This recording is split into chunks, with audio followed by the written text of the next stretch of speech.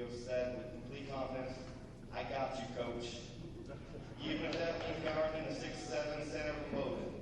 Thank you both for taking a leap of faith to get back into school and come to Northern Maine. I just wish we would have met sooner so we could have you for more years. Danny Harris and Lynn Jones.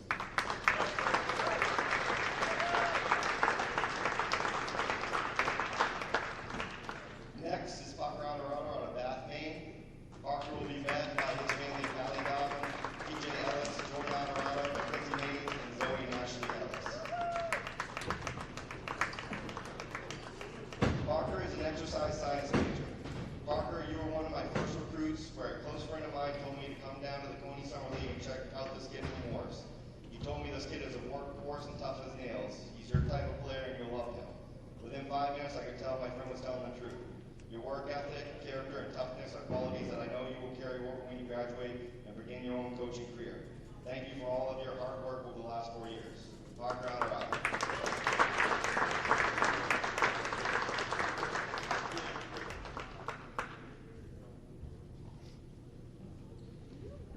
Next is Griffin Jarrett out of Mapleton, Maine. Griffin will be met by his family, Sherry Bruce and Chandler Jarrett, and his girlfriend Alexis. Griffin is a business major, which is no surprise as he's always trying to sell me a car. I didn't really recruit Griffin much because I was told he wanted to go away from school for school. In no way was he ever coming to UMPI. Then on move-in day of the school he originally chose, I got a call. It was Griffin saying, "I made a big mistake," and he was in a big panic. "I'm coming back to UMPI." Honestly, I did not know at that time how good of a player you were going to become. Griffin currently is amongst the league leaders in points and sits 8th all-time in the UMPI scoring list. Like Parker, Griffin plans on coaching high school when his playing career is over. Your future players are going to be very lucky to have you. Griffin Jarrett.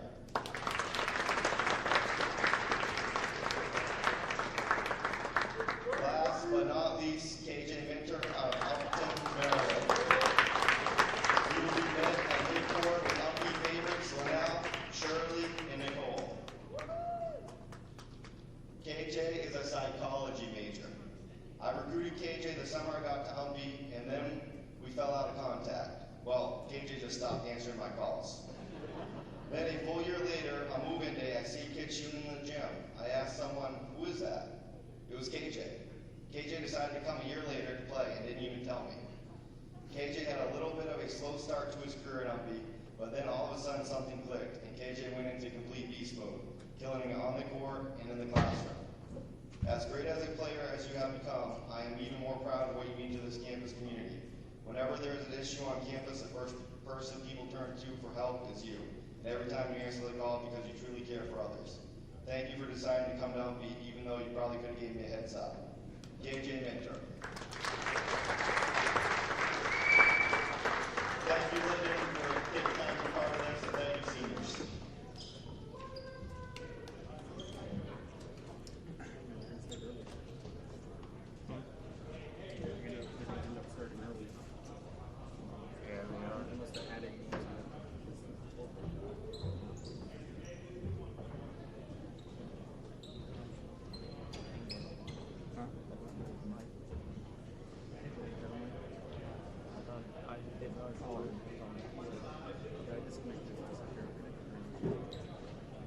So you weren't getting audio at first? Yeah, first like 30 seconds.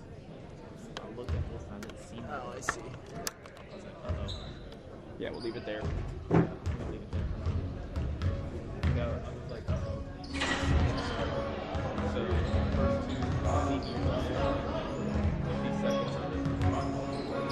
And let's talk about it.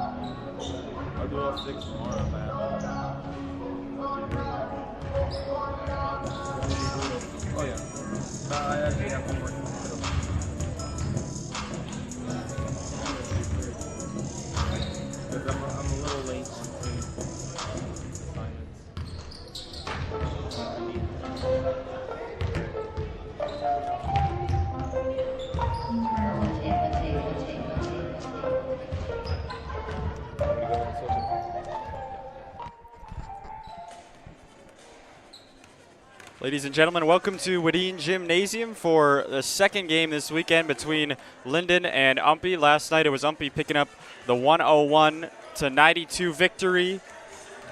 Season high point totals for UMPI. And it was really a game of runs yesterday as UMPI led by double digits, as many as 15 in the first half. They led by 13 to start the second half, but then Lyndon completely flipped the script, went the other way on a huge run, and Lyndon ended up leading by 11 at one point, and then UMPI flipped the script again and ended up leading by 11 at one point. They won by 9 as Griffin Jarrett again closed it out from the free throw line, much like he did against Husson. On part for Lyndon, they were led by Antonio Carlisle, who had 22 points. UMPI was led by Griffin Jarrett with 27, including 14 from the line, a perfect 14 for 14 from the line. And coming after a game, he went 14 for 15 from the line. So absolutely automatic by Griffin Jarrett from the free throw line as of late. And wouldn't expect much different right now. UMPI's really rounding into form. At the end of the season, they've solidified a home playoff game and the 3 seed, so they'll likely be playing Thomas. And Lyndon right now trying to play for the other home playoff game and solidify the 4 seed. So we're going to set it down to our PA announcer for the starting lineups. This evening's game features the Hornets of Northern Vermont University Lyndon versus our own University of Maine Prescott Owls. And now, ladies and gentlemen, at this time, we ask you to please rise and remove your caps as we honor America with the playing of our national anthem. Oh, say, can you see by the dawn's early light what so proudly we hailed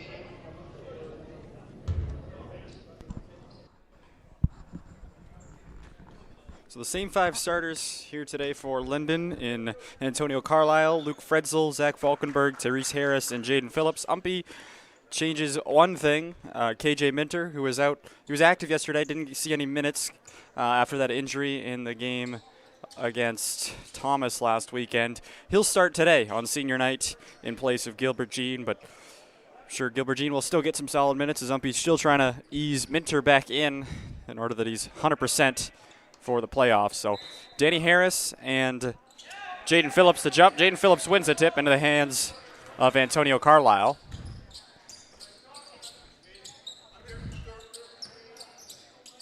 Falkenberg, the shot from Carlisle for 3, too strong. The board in the middle by Danny Harris. He'll look to push up ahead. Glenn Jones goes back to Harris. Honorado now. All 5 seniors for UMPI starting today. Inside. Minter couldn't get the shot to fall.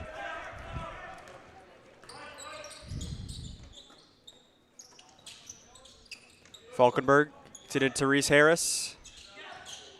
Up fake there by Fredzel. Takes it in, and he's fouled. Won't be a shot.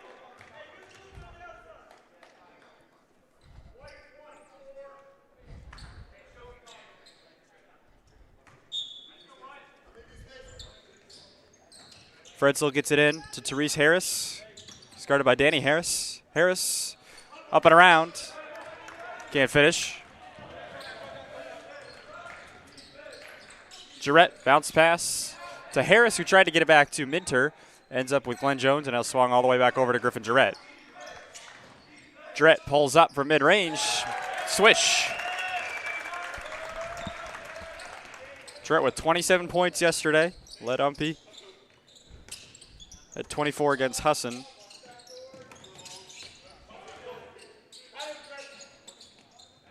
Therese Harris down into the block with Fredzel. Drop steps around Jarrett. Good defense. Rebounded by KJ Minter. Jarrett streaking all the way to the hoop. Tries to hand it to Danny Harris, and it's intercepted by Therese Harris, but poked from behind by Danny Harris. Saying Harris quite a bit. Falkenberg ends up with it. Therese Harris in the corner. Jaden Phillips drives. Picks it up. Over to Falkenberg. Open for 3. Had 2 of those yesterday. Jaden Phillips with the offensive board. Therese Harris, up fake. Kicks it out. Carlisle drives with space. Stops and swishes it, fading away. Carlisle with 22 points yesterday to lead Lyndon. Nice pass inside KJ Minter, but well closed by Lyndon. Kick out Honorado for 3. From the corner, he gets it.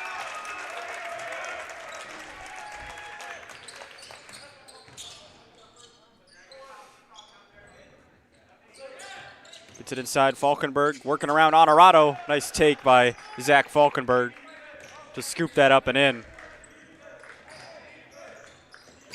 Danny Harris on the other end. Too strong, follows it up. Harris does that better than anyone. As good as anyone, but he can't finish there with probably 4 attempts at it. Inside Danny Harris, or Therese Harris, I apologize. And there'll be a foul to go against KJ Minter.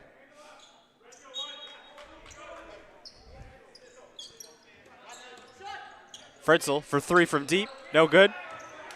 Rebounded by Glenn Jones. Up ahead to Jarrett, streaking down the left sideline. Pulls back out. Glenn Jones hesitates. Jones kicks out Honorado for 3. A little too strong. Falkenberg, Therese Harris. Up fake with plenty of space, goes up. Can't finish. Jaden Phillips tips it. And then Therese Harris pulls it down. Good effort by Jaden Phillips to keep that going. Harris goes up, finishes, and 1 with Therese Harris. Couldn't get the layup the first time. It was tipped out by Jaden Phillips. Back into the hands of Harris. He up fakes, drives baseline, goes up, and gets the hoop in the harm to give Lyndon the lead.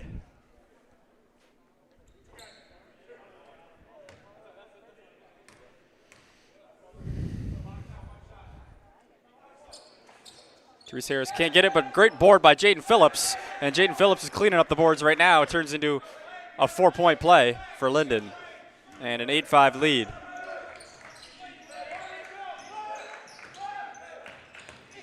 Jarrett, he'll be bumped there by Zach Falkenberg.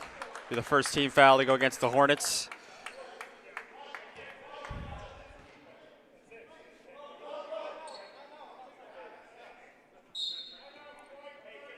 And we're going to get a 30-second timeout by Coach Kane with 16-13.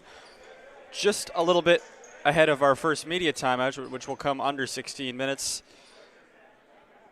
And Lyndon with the early 8-5 lead.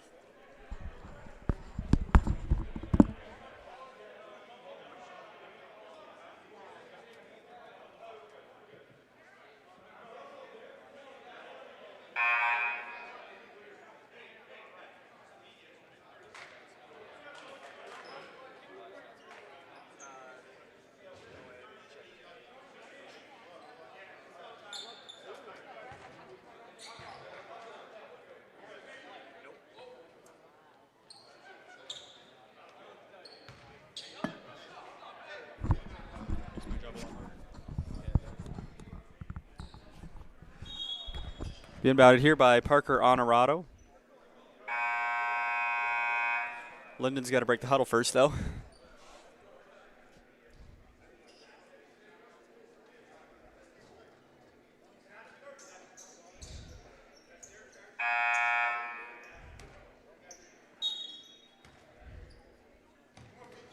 It's it into Jarrett. And then we're going to get an off-ball foul to go against KJ Minner, an illegal screen. And Gilbert Jean will move towards the table to check in for Minter.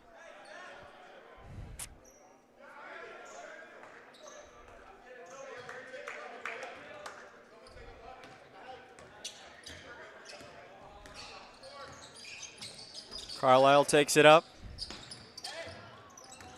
Honorado harasses him from behind there as he tips it free, but Carlisle gets it back. Tips it free again. Carlisle gets it back again, out to Fredsel. Hesitates. Fredsel to the rim from the left side, finishes.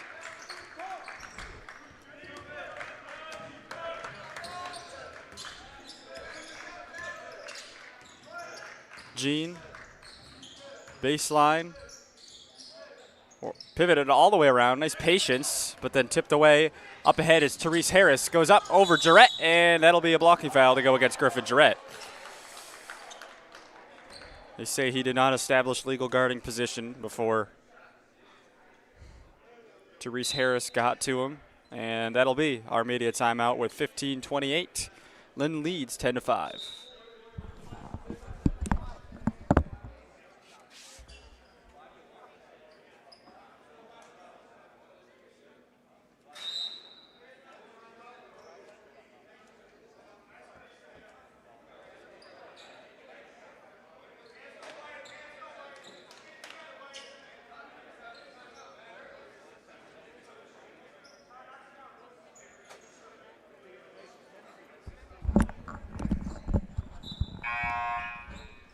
Looks like they'll roll through the media timeout quickly because the 30-second timeout earlier by UMPI.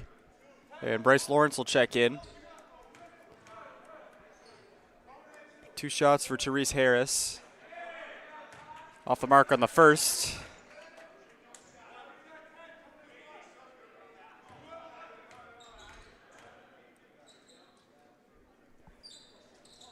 He gets the second. Harris was 2 for 4 from the line yesterday.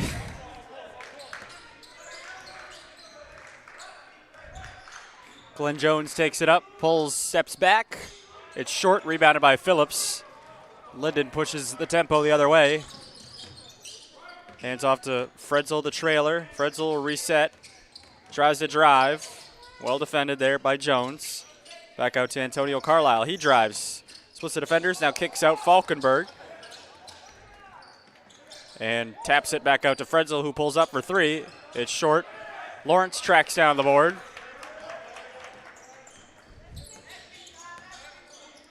Hands off to Honorado. Honorado kicks out. Jean. going to pull up for three. A little bit to the left. Rebounded, secured by Tyrese Harris. Harris looks one way, now drives another. Gets his own rebound. And it's an 8-point lead for Lyndon. It was a game of runs yesterday. Saw a lot of teams kind of pass the torch off to each other as to who was controlling the game. Right now, Lyndon controlling. 13-5 is the lead. Jones pulls up from mid-range, and he'll end the run there. Caden Crowley getting set to check in, had 9 points last night. Turned over on the other end. Bryce Lawrence going the other way. Tries to get it to Parker Honorado just a little bit too late, and Tyrese Harris takes it now the other way. The trail to Falkenberg. Fredzel. Into the paint. Spins. Drop step. Gets it underneath to Phillips, but he can't finish. Lyndon still with all 5 starters in. Kick out Lawrence for 3. No good.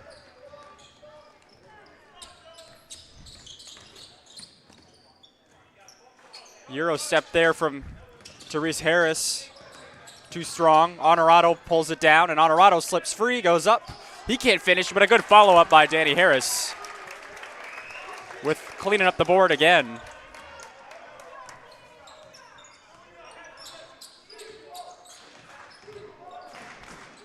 Falkenberg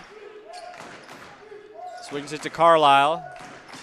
Hesitates. Kick out Falkenberg, but he stepped out. Seen that happen quite a bit between both the men's and the women's games. They show the shot with the head fake, and then they put it on the floor, but in doing so, they step their back foot out and step on the sideline and turns it over. Charlie Mellick checks in for UMPI. So UMPI with Lawrence, Jones, Mellick, Crowley, and Jean. Only 2 of the 5 original starters out there. Kick out Jean. Jump stops, scoops it underneath, passes it to himself effectively, and then gets his own board. And it'll be last touch by Lyndon. That was interesting. Kind of just laid it off the glass, went right back to him. Couldn't get any points out of it, though. The inbounds to Mellick. Jean.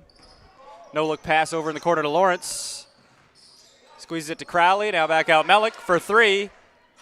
Short. The student section was ready for that one to fall as Mellick really heated up from that spot last night. He had 12 points. Carlisle kicks out to Fredzel.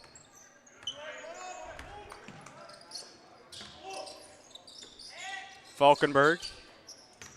A give back to Falkenberg. Well defended by Glenn Jones, and they'll pull back out. 7 to shoot. Phillips got to put it up. He does. High off the glass. No good. Rebounded by Gilbert Jean.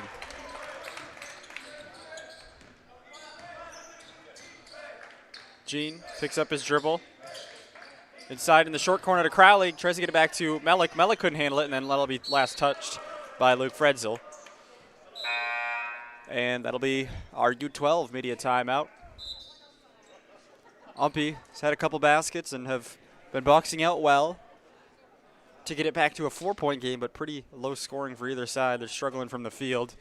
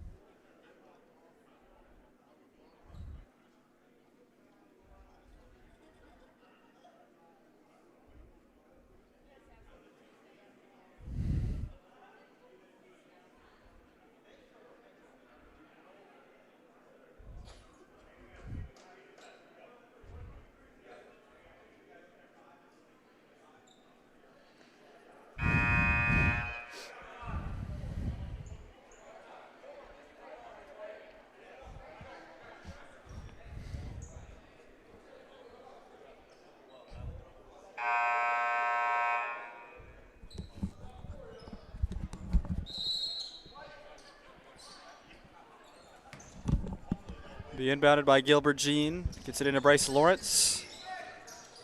Bounce pass back to Jean. Going to work against Falkenberg. Up fake. Kick out Lawrence. Lawrence drives. Pulls up and converts the little baby jumper to get it back to a 2-point game. Aiden Trapani and Manuel Bluclay in for Lyndon. Here's Trapani.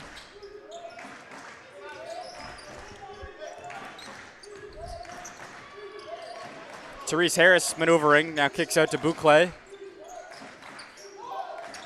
Trapani, now to Carlisle with 5 to shoot. Carlisle will pull up over, right in the face of Charlie Mellick, over the outstretched arm. Not much you can do there. Jones steps back, kick out Mellick.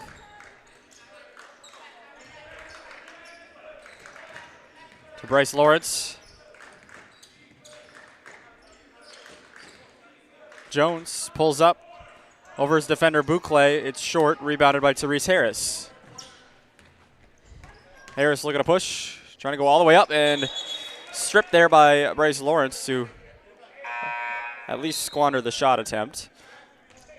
Brett Roy will check in for Lyndon, in for Zach Falkenberg.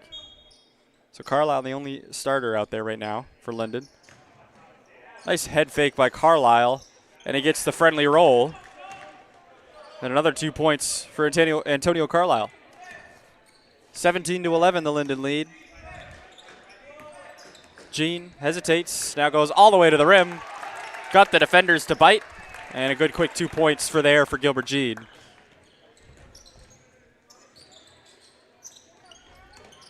Up fake, Carlisle going to the rim, no good. Jones with a board. Goes up ahead for Jean. Jean wasn't ready for it, and he threw it a little bit behind him as well. Danny Harris going to check back in for UMPI.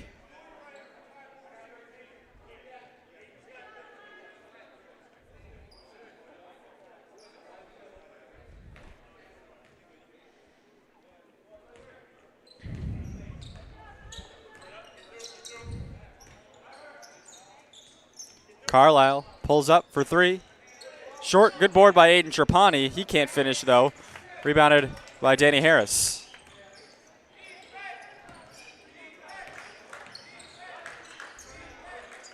Jean.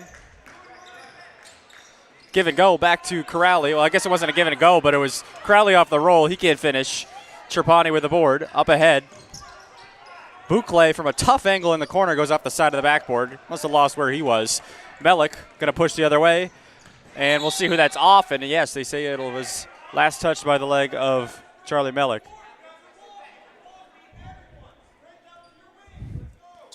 Coach Knight yells out to his players to run the wings and get up the floor. It was a very up-tempo game last night, and it's an early game today, so UMPI trying to get back into the tempo. Lyndon was ready to push the tempo as Therese Harris finishes there.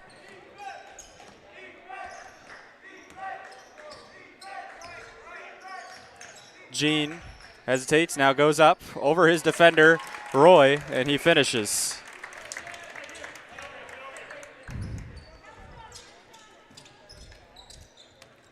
Lyndon with 5 reserves out, actually 4 reserves. Therese Harris the only starter, as Greg Fitzgerald has checked in.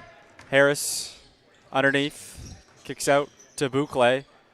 Able to get rid of it before he traveled with it. Kick out, Brett Roy buries a triple. It's a 7-point lead for the Hornets.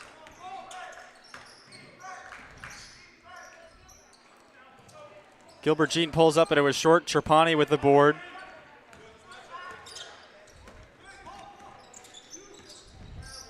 Bouclay hesitates. Back. Good follow-up by Brett Roy, and it's 5 quick points for him. He had just 2 last night. 24-15. The lead is 9. Lawrence kicks out. Danny Harris steps back at the line. Swung over to Mellick. Mellick drives. Good pass to Crowley, and Caden Crowley finishes for 2.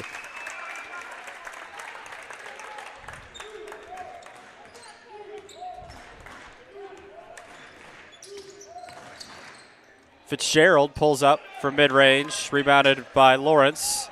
Almost ran into Jean, but keeps the dribble going. Lawrence looking around, kicks out. Danny Harris drives over Trapani, and Trapani will end up with it as Harris couldn't convert. UMPI looking to get some guards in as Rushelo, Jarrett, and Honorado get set to check in. The 3-ball there from Boucle doesn't go.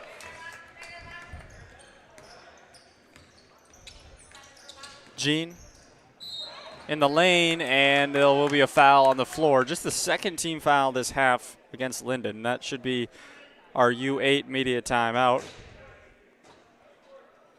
Lyndon controlling right now with a 24-17 lead.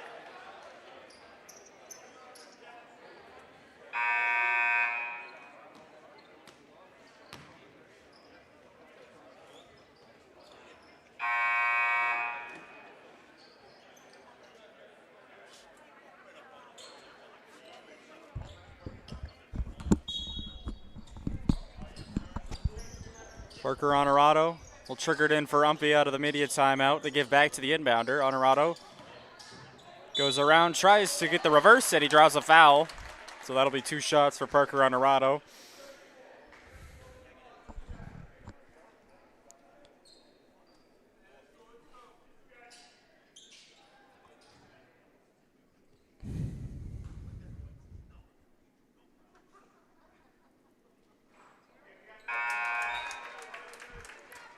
The roll on the first one. Honorado was 3 for 7 from the line last night.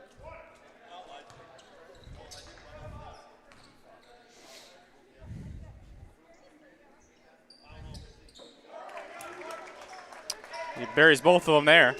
5-point lead for Lyndon. Running the wing was Fredzel. Back to Therese Harris. Spins. And that will be a travel as Harris spun there and kind of dropped the ball. They're saying that it was a fumble, not an interrupted dribble, so he's not allowed to put it on the floor again. Saying he bobbled that voluntarily, basically, is the ruling. Rushelo, the up fake. Jean for 3, buries it from the right wing. UMPI's back within 2 here. Big basket there from Gilbert Jean. Therese Harris kicks out Falkenberg.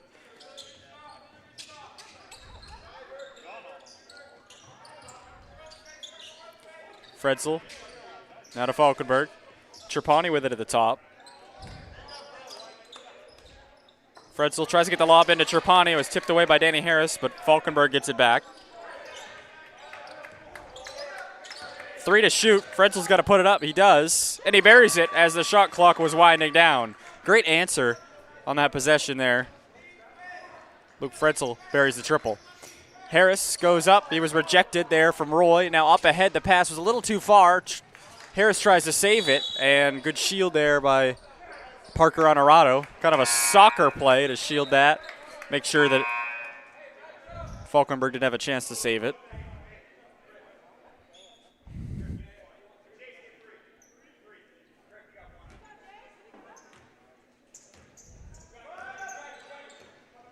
Jarrett.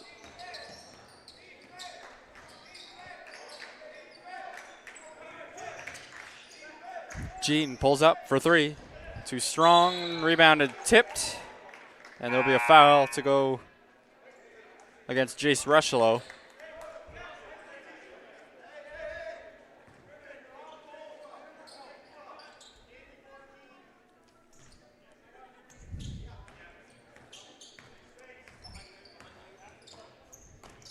Falkenberg takes it out. Give to Fretzel. Trapped in the short corner, looking for somebody. Still in trouble. Loose ball. Fretzel battling, and he'll be called for an offensive foul. And Fretzel wants a call for a reach in there. He's still asking for it, but he won't get one. It was quite a battle in there. UMPI stayed clean. They kept their hands straight up and just used their body to trap him. And then Fretzel just kind of bowled his defender over.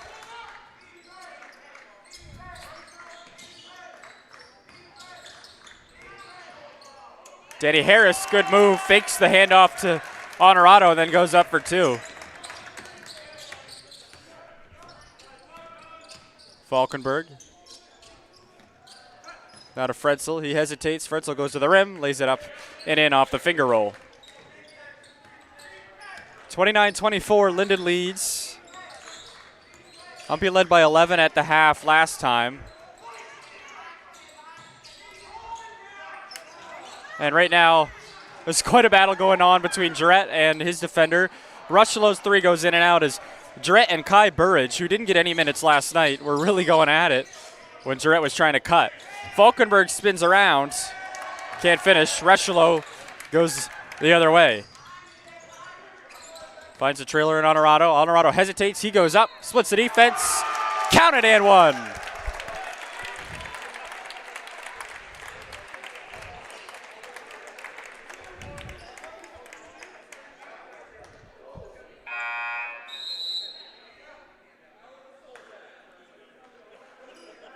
And that'll be our U4 media timeout with 3:57 to play. UMPI's hanging in there. They trail by 3, but Lyndon staying tough and have really so far been able to come up with the answers as when it looked like UMPI was going to retake the momentum. They've stymied their attempts to retake the lead as Lyndon has led most of the way here in this first half.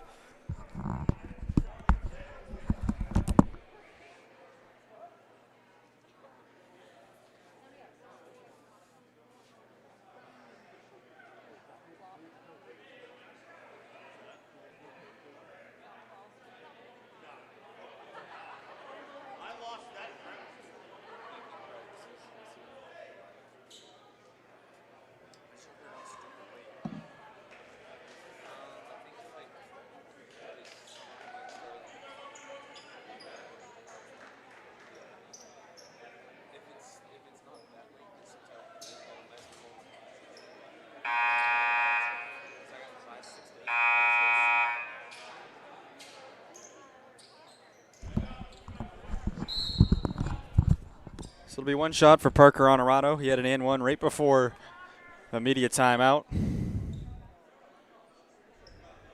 When Honorado gets it, he's 5 for 5 from the line today after going 3 for 7 yesterday. Therese Harris takes it up. And there'll be a block.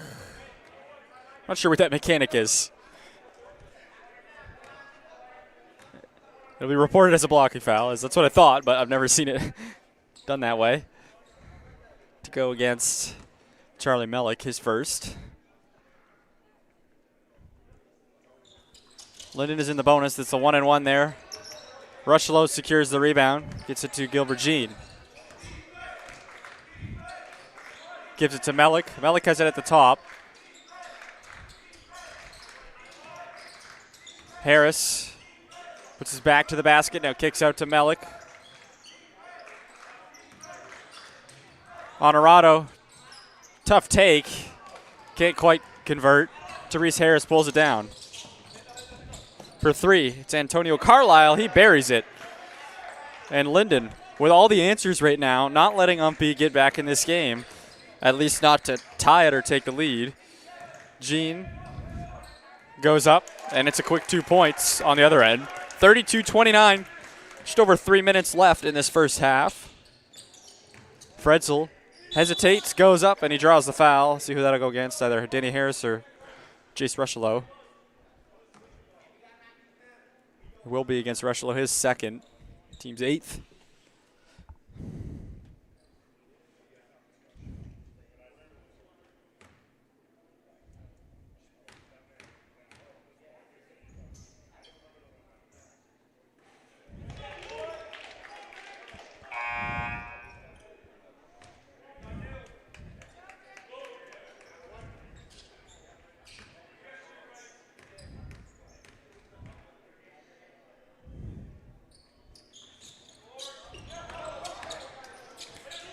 Fritzl missed the second one, but they get the board, and now they give to Therese Harris as he slipped free going to the basket, and the lead's up to 6 now, back to 6 now for Lyndon.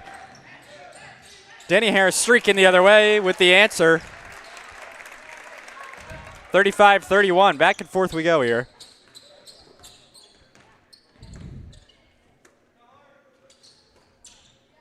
Manuel Boucle. Now Jaden Phillips drove baseline, gets poked away. Bryce Lawrence going the other way. Gives to Danny Harris the trailer. Harris goes up. Split to the defense, but he couldn't finish. Fritzl at the top.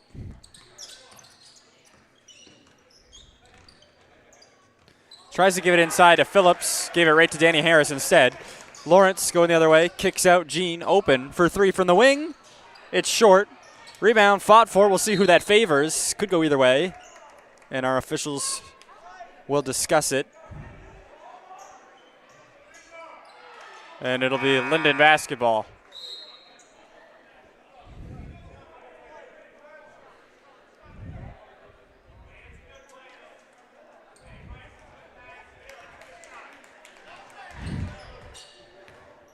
Under 2 minutes to play. Luke Fritzl takes it up.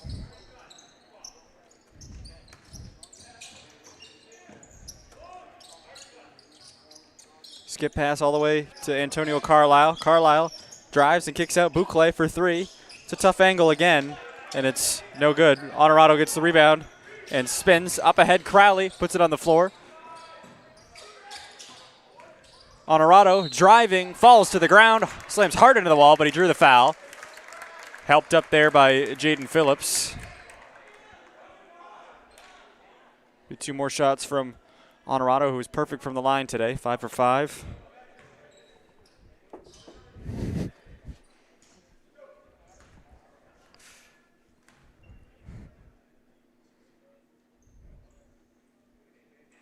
In and out. And the announcer's jinx strikes again.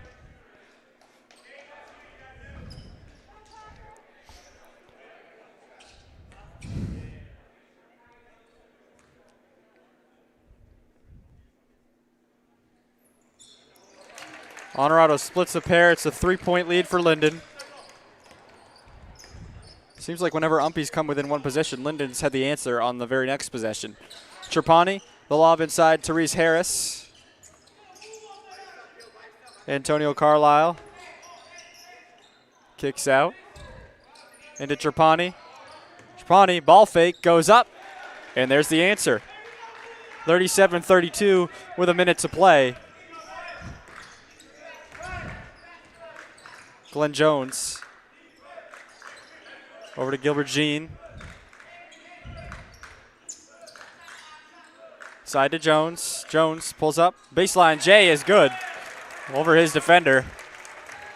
Pure stroke there from Glenn Jones. Therese Harris in trouble. Well defended.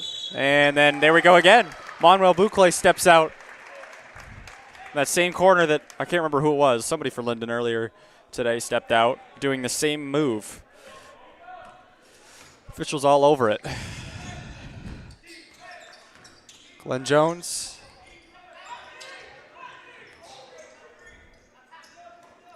Three-second differential here. Crowley thought Jones was going to cut to the basket, and Jones kicked out instead. Jones says, my bad. 37-34, shot clock's off. Lyndon will hold for 1 likely.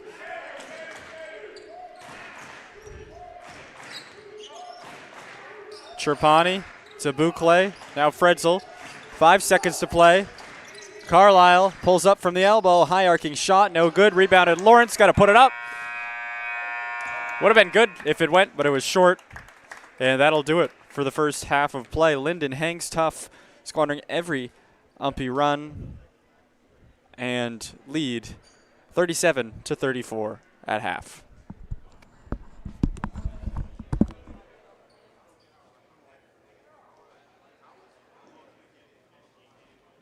Ladies and gentlemen, if you would like to support the University of Maine and Presque Isle Business Majors Club, they're selling raffle tickets out in the lobby. We'll be having our drawing about halfway through the intermission. You stand to get a basket full of prizes and candy and a $50 gift card to Governor's Restaurant. So please support our UMPI Business Majors Club by buying a raffle ticket or tickets out in the lobby.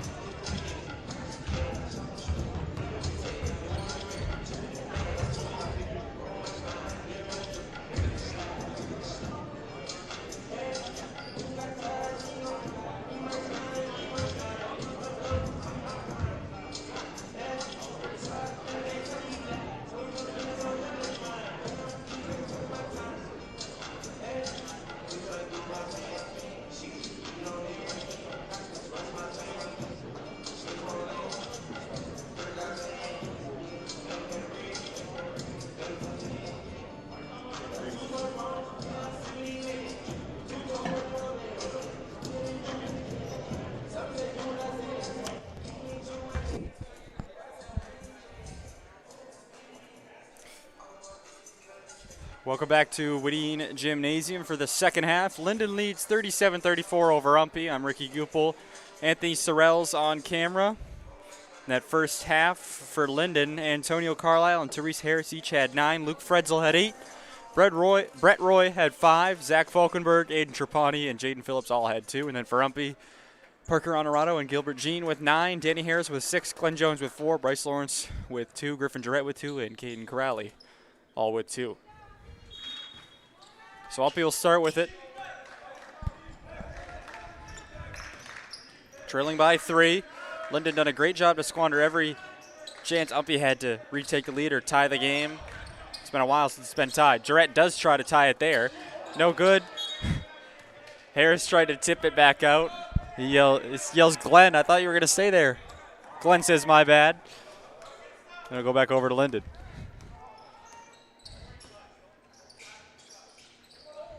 And then there's a my bad on this end, too. Miscommunication there between Carlisle and Falkenberg as Falkenberg cut towards the basket. Carlisle thought he was going to stay out. So it goes back over to UMPI. 37-34 is still the score.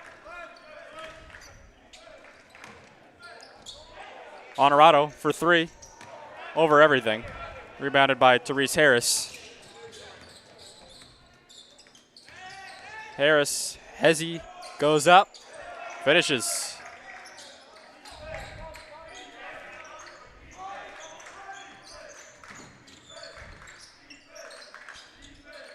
Danny Harris. Kick out, Honorado, he drives. Honorado kicks out to Minter. Minter spins, goes up, can't convert. Luke Fredzel.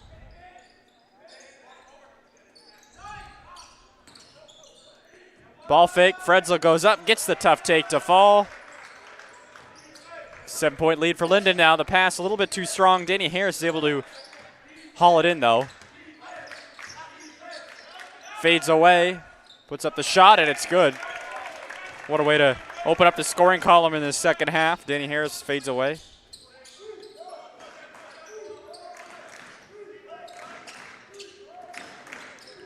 Zach Falkenberg.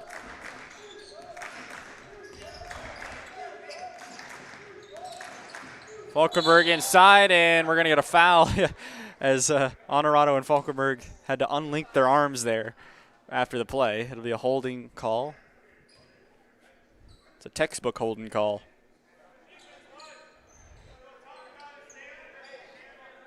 It's Honorado's second. Into Falkenberg.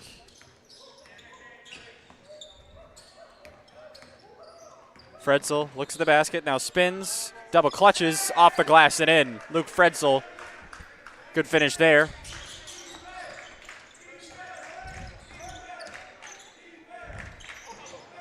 Jarrett pulls up for three.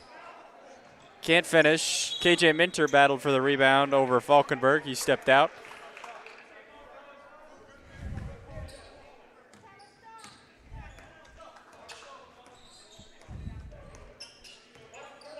Fredzel, they give to Falkenberg for three. Rebounded by Antonio Carlisle, keeps the possession as the shot clock resets to 20. Fredzel, left side, fits the pass inside to Harris. No looker, back out Phillips. Now Falkenberg for three, and he gets it.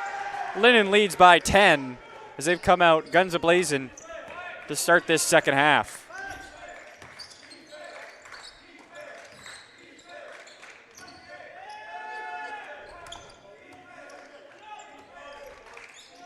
Glenn Jones for three, looking for the answer. No good. Nobody there to rebound for UMPI. They trailed by 11 last night. Were able to come back and get into the game and then win by 11. They trail by 10 here. Falkenberg gets around Jarrett, splits Harris and Minter, but then misses it. Then Danny Harris with the board. Jarrett pushing, gets it to Honorado. Nice pass. Parker Honorado for two. Falkenberg for three again. No good. Danny Harris. Patient. Maneuvers around. Counted and one. Very patient there from Danny Harris. Took it in slowly. See, the foul goes against. It'll go against Jaden Phillips. Gave him a bump.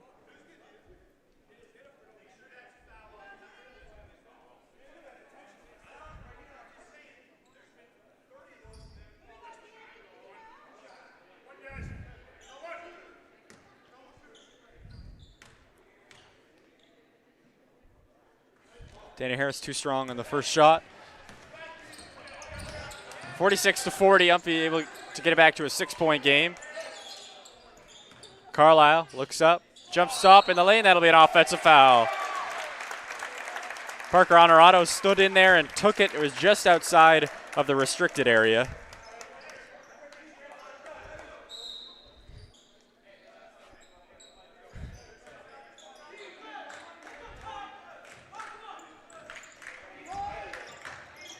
Jarrett.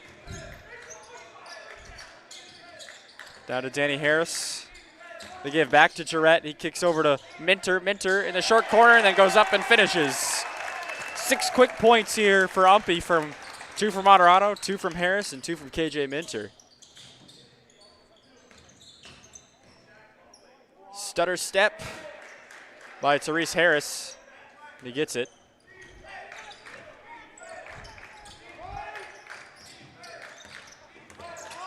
Jarrett kick out. Honorado for 3. A little too strong. Fredzel hauls it in.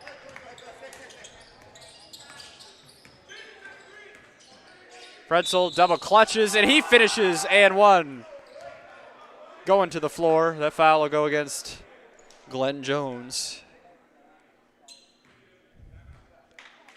And we've got our immediate timeout. First one of the second half with 15-21. Lyndon won't go away, it seems, as whenever UMPI tries to get back in it. Credit to Lyndon to hang tough and keep control of the scoreboard. They lead 50-42.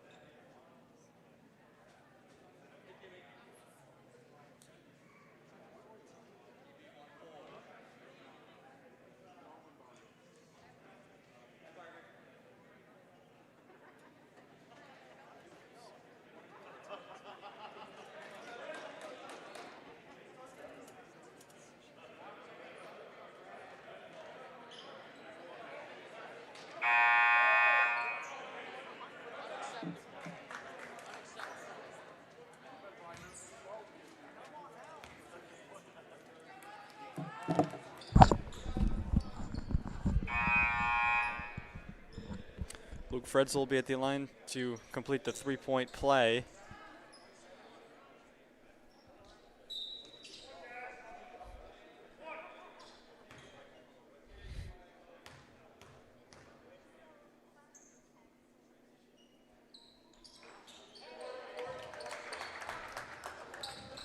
No good on the free throw.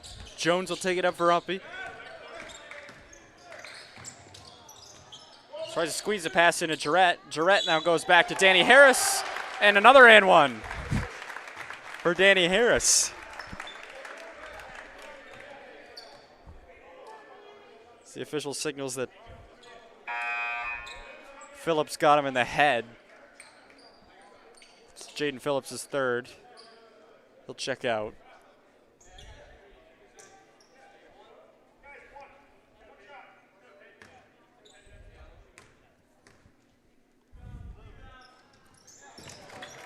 Harris completes the three-point play. It's a 5-point lead for Lyndon.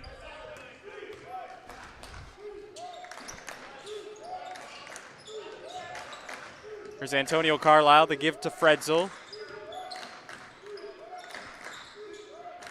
Lob inside for Phillips, tipped away, and now Danny Harris will push it. Glenn Jones, no look pass to KJ Minter, lays it up and in. UMPI's been able to chip away, get it back to a three-point game, 50-47. Let's see how Lyndon responds. Fredzel inside to Falkenberg, up against Honorado. Falkenberg maneuvers around and lays it up and in.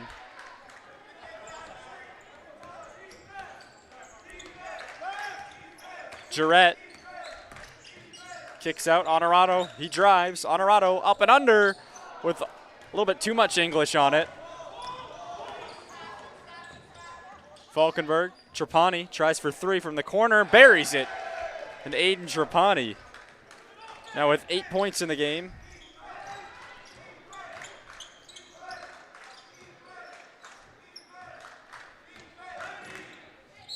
Danny Harris, the hesitation move and the scoop shot with the left hand. We got another and one.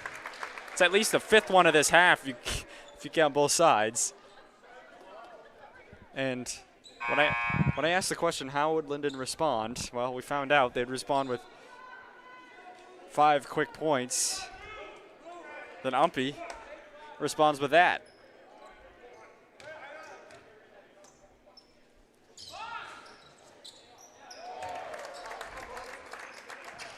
Harris converts the three-point play. It's 55-50. Carlisle ran the wing free, buries it in front of his bench, and it's back to an 8-point lead for Lyndon, refusing. Lyndon just relentless. Jarrett will be fouled. No shot. The foul will go against Therese Harris. Fouls starting to rack up in this half. It took a while for anyone to reach the bonus in the first half. It's the 15th foul on Lyndon. Lob right into Jarrett, and now Jarrett will have 2 shots. The foul will go against. Let's see who that's against.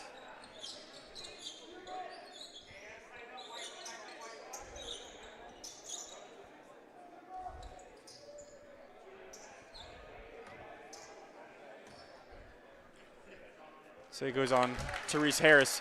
Jarrett hits the first. Jarrett, a killer from the line last night. 14 for 14, including 27 of, let me do the math real quick.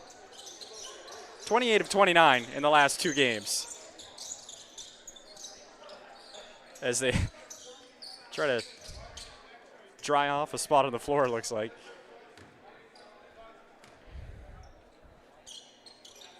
Jarrett nails them both.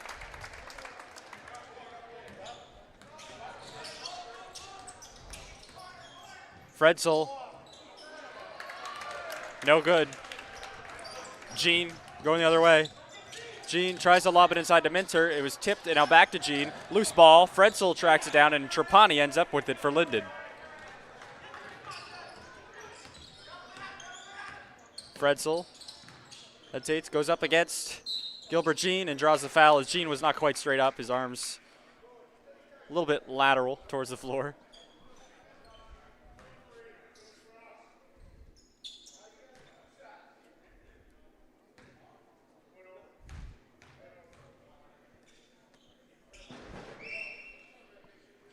Fretzel can't make the first one.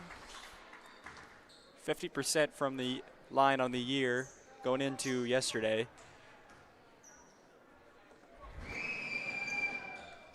He's 2 for 6 from the line tonight as he splits it. Manuel Bucle will check in for Fretzel.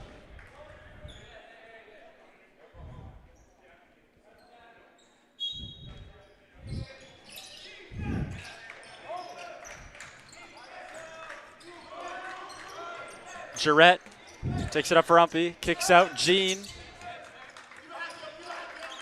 hesitates, spins, gets his defender flying. Jean gets his own board though, goes up and over Falkenberg, and it's back to a 5-point game, 59-54. Therese Harris pushing, spins around, kicks it out. But it'll stay with Lyndon as his last touch by Honorado. Caden Crowley getting his first minutes of the second half, checks in for Danny Harris.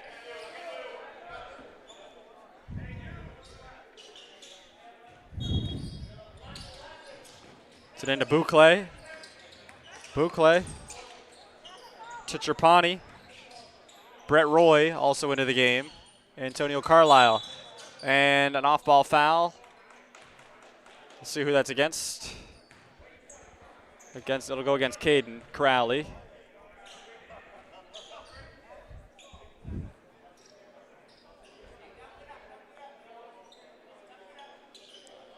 Lyndon stacks it up here on the inbound into Bucle for 3, and he buries it from the corner.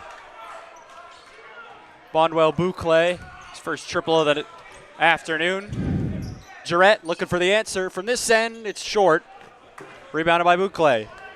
Lyndon leads by 8. Trapani swings it to Therese Harris. They give back to Trapani, and Trapani makes it a double-digit lead again.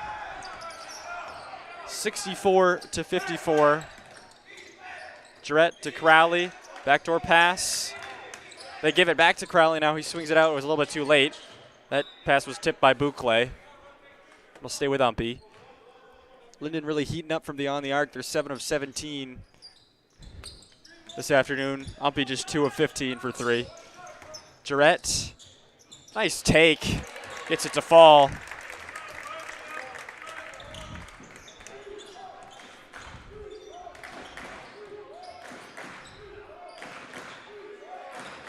Trapani with it at the top of the key. Gets it to Bucle. Dumps it to Carlisle. Carlisle steps back. Nothing but nylon. Antonio Carlisle seems to always have the answer. He's got 16 in the game. Jean will draw the foul, and then we'll give him the 2 shots.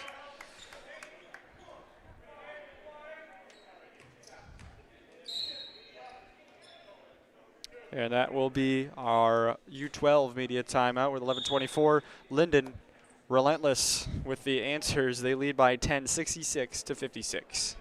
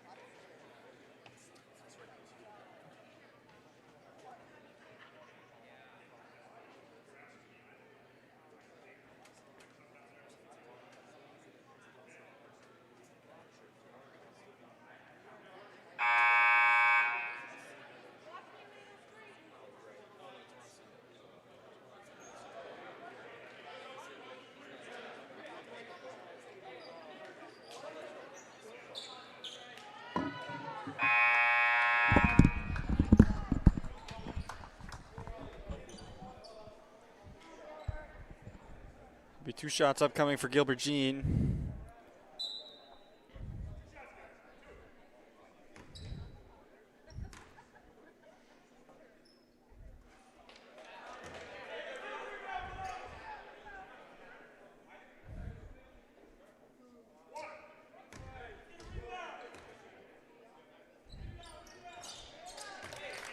Jean splits it, 66-57. Boucle, now Trapani.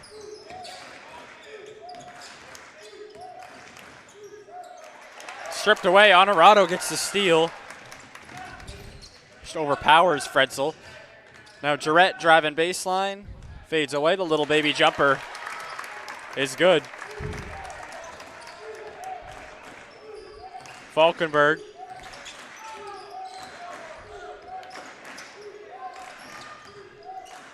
Gets it to Fretzel, pulls up over Griffin Jarrett, and that's a backbreaker right there. Right as the crowd was getting back into it, Jarrett got the hand in the face, but Fretzel buries it anyway. The 8th triple on the night for Lyndon. Jean kicks out Melik for 3. It's short. Trapani tipped from behind there, and that'll be a foul to go against Gilbert Jean. Says he got the arm.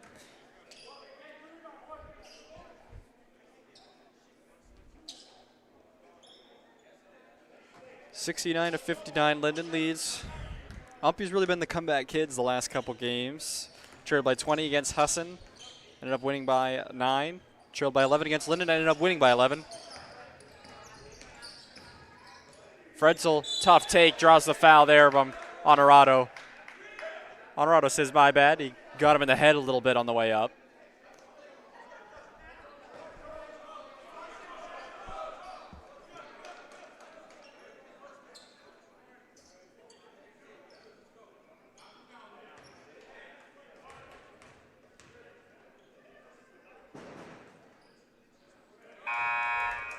Fretzel hits the first.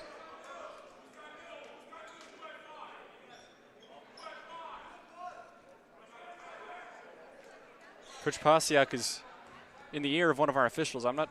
He got the call, so I'm not sure if he's maybe arguing that it's excessive contact. It was clearly incidental.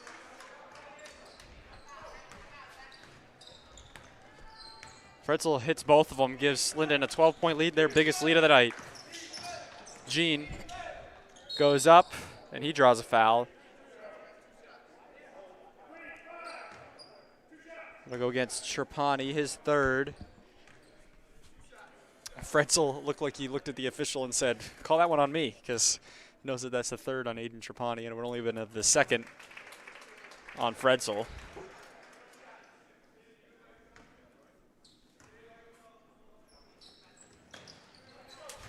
Jean hits them both to get it back to 10.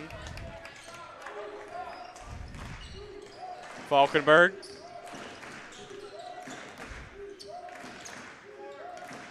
Roy, they give back to Falkenberg. Good play there. The assist from Brett Roy. Jean hesitates, goes up and around Fretzel. Can't finish. Rebounded by Fretzel.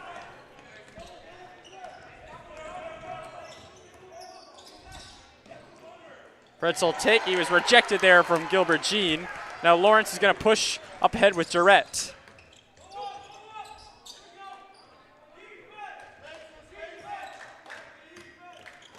Lawrence gets it out to Melik. Melik. Good up and under move, but can't finish.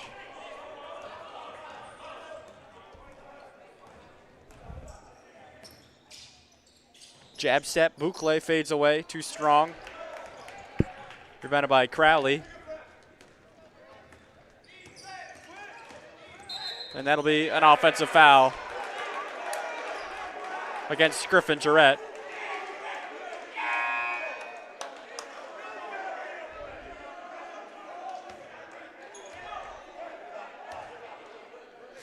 That doesn't make too many UMPI people happy.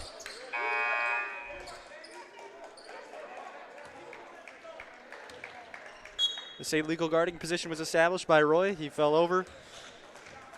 Going the other way.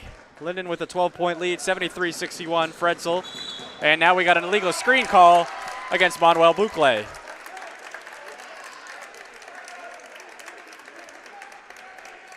That doesn't make too many Lyndon people happy.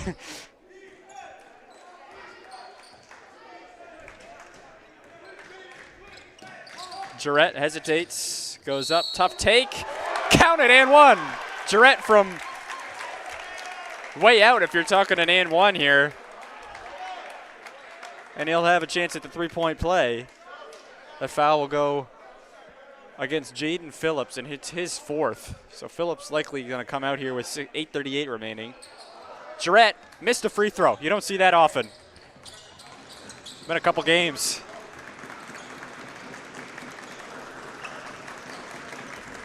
Fretzel crosses over inside, and crowd wanted to travel. They might have a case. Boucle for three, nails it.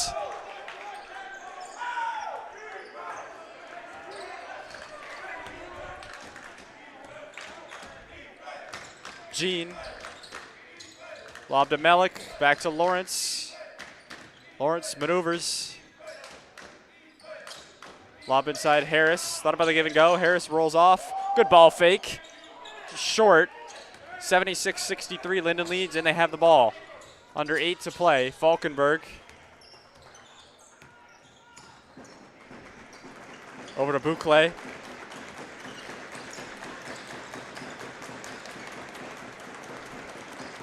Fretzel works. Lawrence draws the foul, and that should be, oh, they call a jump ball. They call a jump ball. They say Lawrence got his hand on the ball and causes the joint possession, and that'll be the media timeout with 7:37 left in the game. 13-point lead for Lyndon.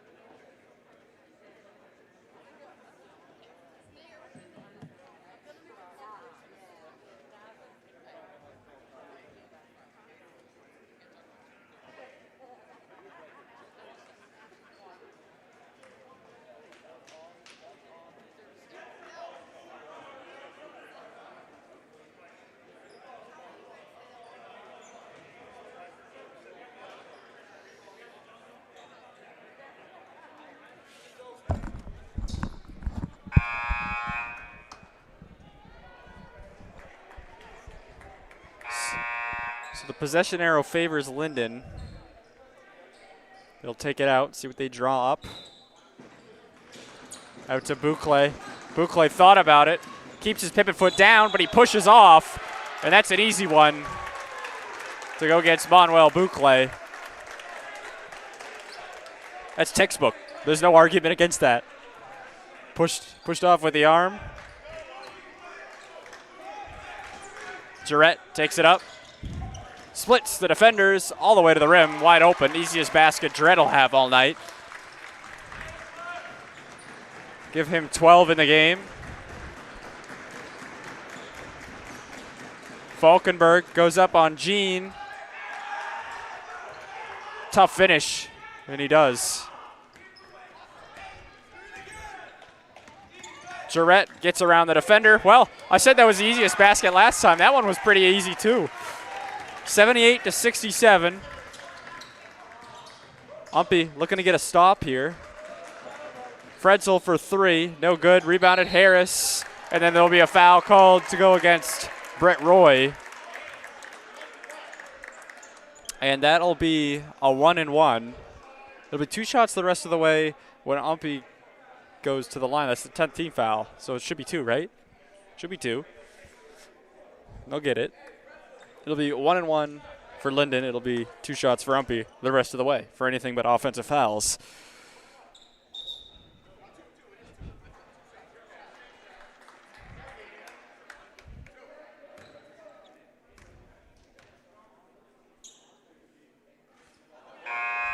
Danny Harris misses the first.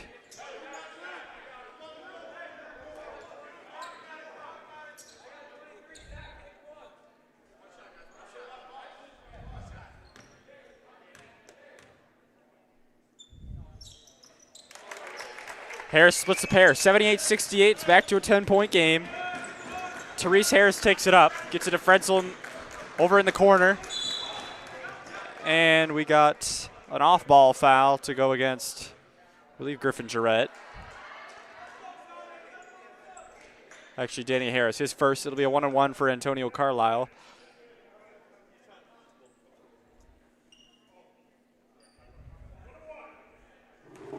Oops.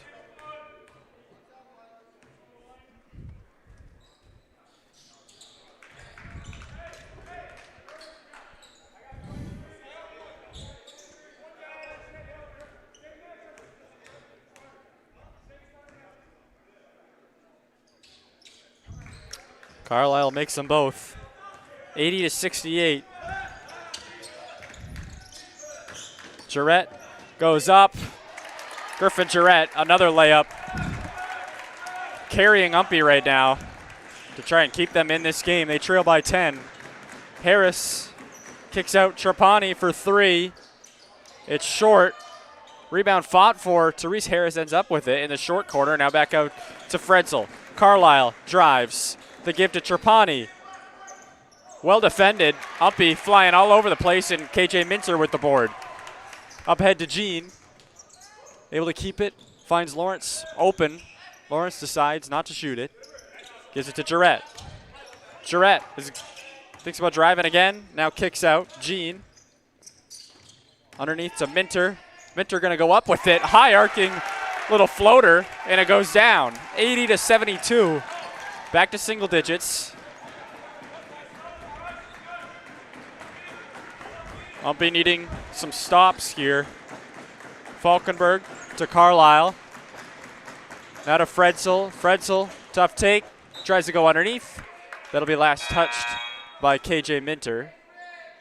Honorado checks back in for Bryce Lawrence.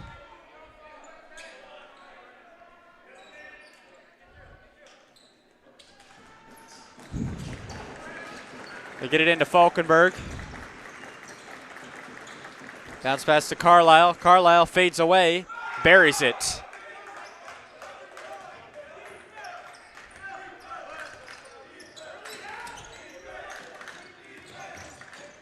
Jean, tough take. Underneath to Honorado, slips free. Honorado finishes for 2.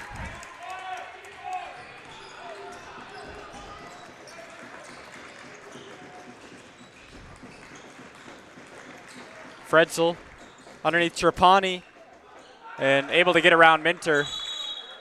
And there will be a full timeout call, 30-second timeout called by Coach Pasiak with 4:48 to go. Lyndon leads 84-74.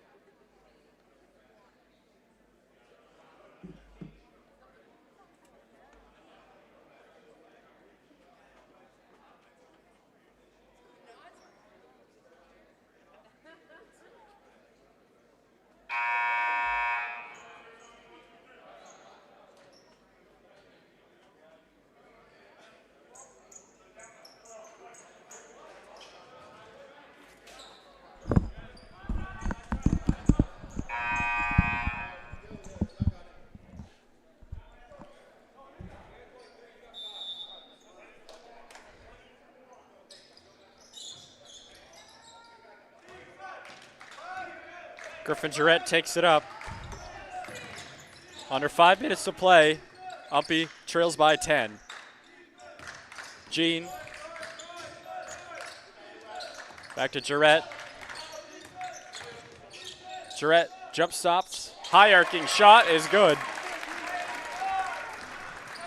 Griffin Jarrett now with 18 to lead UMPI. Had just 2 points at the half.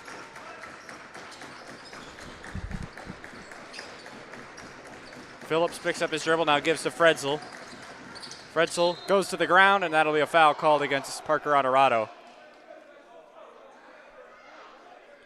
It'll be a 1-and-1 upcoming for Luke Fredzel.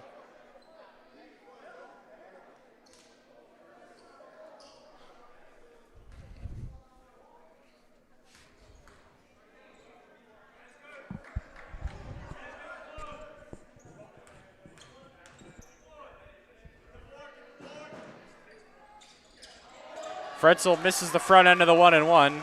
Minter pulls it down. Now Harris goes the other way. 4 and change left in this one. Harris kicks out Minter. Pass was intercepted for a very brief moment by Fredzel, but kept as Honorado fought for it, and Minter pulls it away. Now here's Jean. Jean goes up, draws the foul, count it.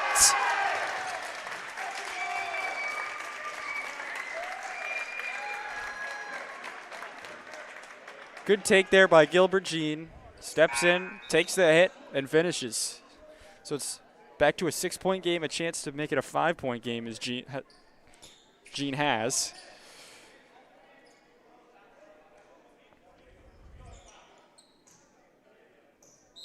Didn't see the free throw line at all yesterday.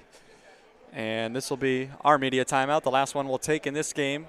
3:48 to play. Lyndon leads 84-78. UMPI just has been unable to get over the hump pretty much most of this game,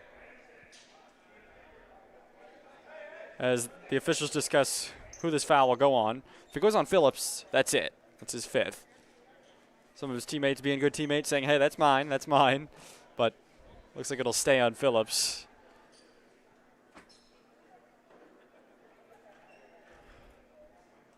For the time being, anyway. UMPI, yeah, just unable to get over the hump to get back in this one. Have come within 2 or 3, and then, within 4 or 5. But then Lyndon goes on a run again and goes up by double digits. Right now it's 6 points, closest it's been in a while.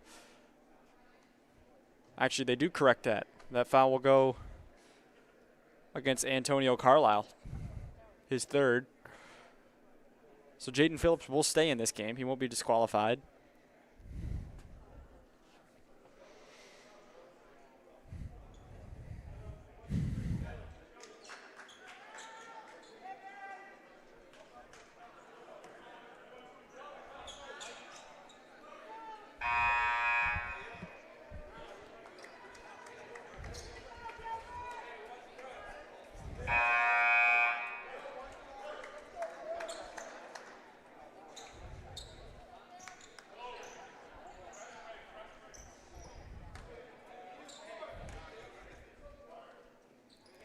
Jean completes the 3-point play, nothing but net. 84-79. Lyndon looking for the answer on this end, leading by 5.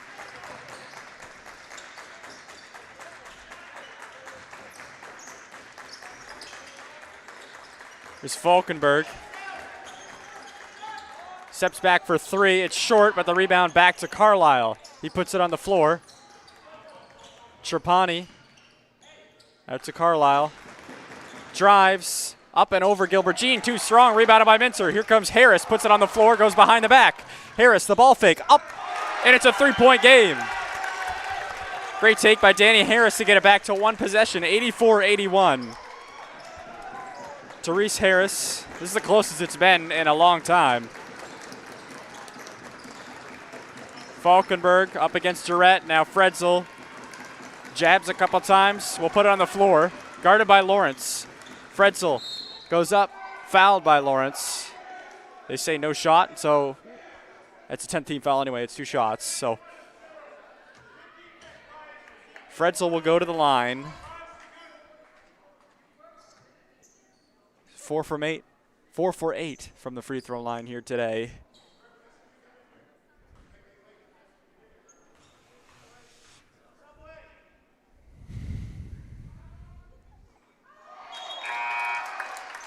Fredzel misses the first.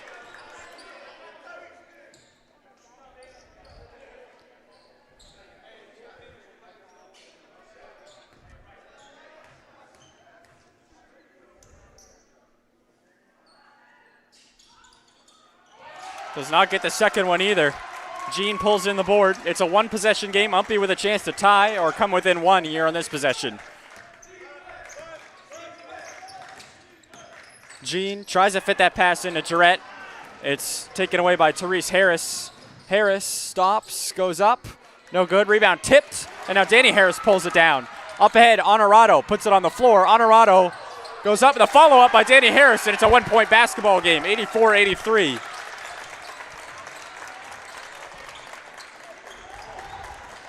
Phillips drives, goes over Minter, and a foul on KJ Minter.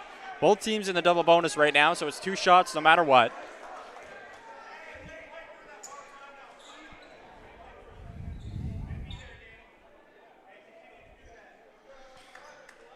Now go back to that last possession for that last transition possession there for UMPI. Danny Harris follows up just about everything. And that's where he gets a lot of his points, is just the hustle to get back. And if his teammate doesn't finish, he's there to clean it up and put it in.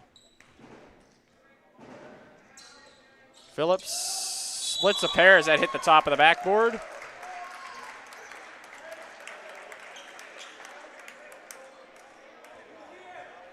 It's a 2-point game. UMPI trailing Lyndon 85-83. Jarrett takes it up. Get back to Jean.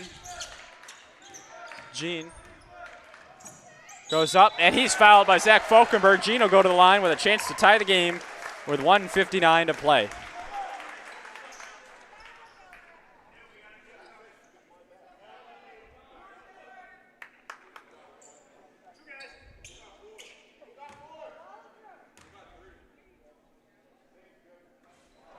Jean misses the first, so they won't be able to tie it just yet.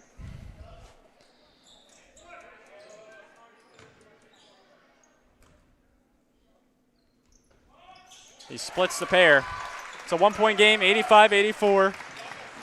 Carlisle takes it up. Gives to Trapani. Trapani picks up his dribble, now back to Carlisle. See if Lyndon takes their time. Looks like they will. Falkenberg thought about the three-pointer, now puts it down. Falkenberg goes up, no good. Minter pulls it down. Jarrett, UMPI a chance to take the lead with 90 seconds remaining in regulation. Jean, the give to Minter, puts it down. Minter goes up and it falls. UMPI has retaken the lead, their first lead in a long time. 86-85, definitely their first lead of this half. Spinning is Harris, tries to take the lead for Lyndon. It's no good. The outlet to Jarrett. Jarrett dribbles around, in trouble. He's got to get rid of it here. And a timeout, a great timeout called by Coach Kane to avoid the 10-second count, as there's 21 on the shot clock. So if they didn't get that over in at most a second, that would have been 10 seconds to go back over to Lyndon. So Coach Kane gets the timeout off with 1:03 left. It's a 30-second timeout. UMPI has been able to claw their way back in this one. They trailed by as many as 13.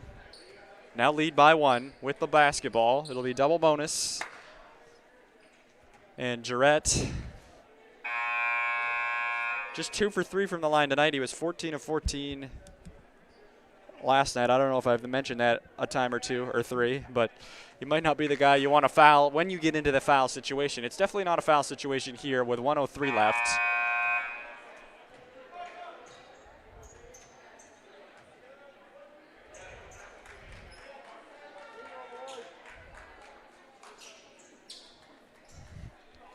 Gilbert Jean will inbound it just to the left of our scorers table. Gets it to Honorado.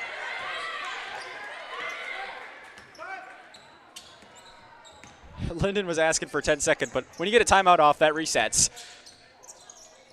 Jean can't finish, and then on the rebound action, it'll be a foul to go against, I think, Therese Harris, as he and Danny Harris both fell to the ground. So it's 2 shots for Danny Harris with 49.5 seconds remaining.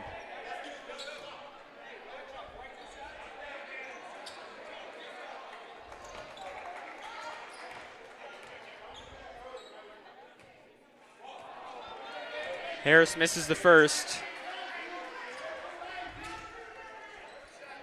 3 for 6 today from the charity stripe.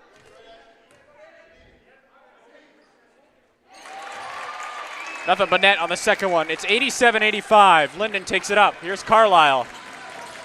Carlisle, they give to Falkenberg. In the corner, lobs in. Back to Carlisle. Getting around Jean. Good move. Ties it up at 87 with 36.3. Jarrett takes it up. Goes left side. Up to the rim. No good. The follow-up by Harris. Also no good. Phillips pulls it down. The shot clock is off. 87-87. We'll see if Lyndon holds for one. It looks like Falkenberg signals yes, but then we got a timeout like Coach Posiak. And holy cow, UMPI was so close on a couple of tries there. Jarrett faked his defender out, went left side, couldn't quite finish, and then Danny Harris tried to clean it up, also short. And Lyndon pulls it down across the timeline and calls a timeout with 19.5 seconds left in a tie game. What a game we've had today, huh? It was a great game yesterday as well.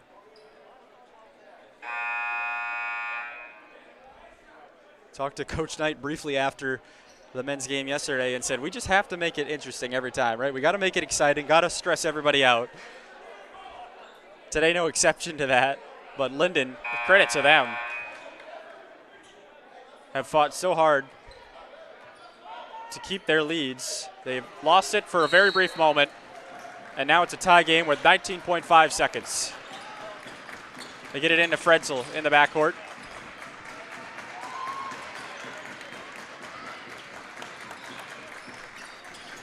Ten seconds now. Falkenberg to Carlisle. Pulls up. Carlisle for the lead.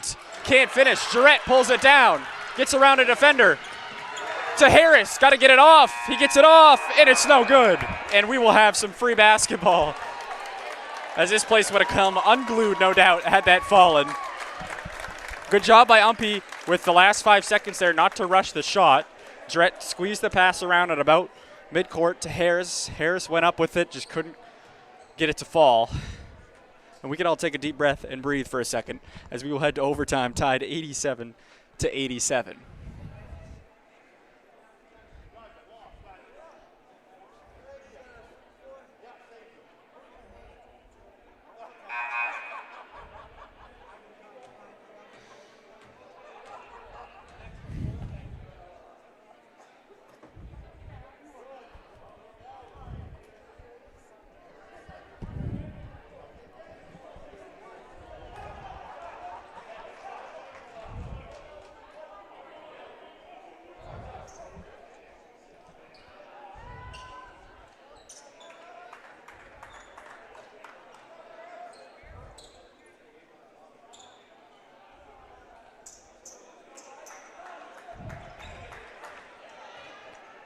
So Gilbert Jean and Jaden Phillips to tip off here.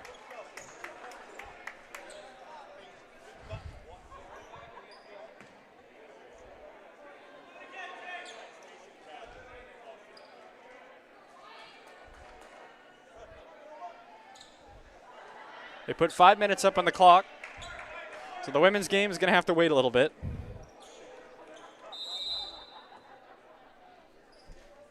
The tip straight up. Jean able to win the second attempt back to Jarrett, so UMPI will control it. Jarrett streaking all the way, rejected by Jaden Phillips, and that was an emphatic rejection. Stays with UMPI.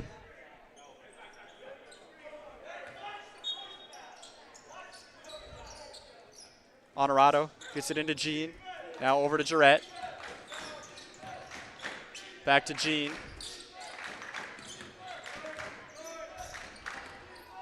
Jean, tough take up and over the defender. Gets the friendly roll off the front of the rim, and UMPI leads by 2.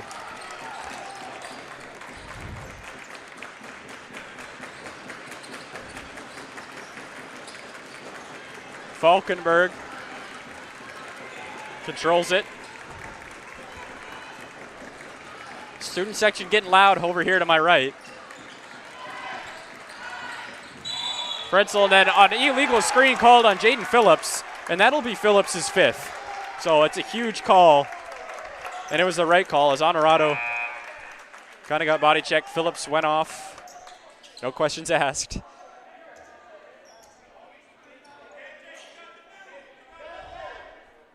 So Aiden Trapani checks in for Jaden Phillips. They'll use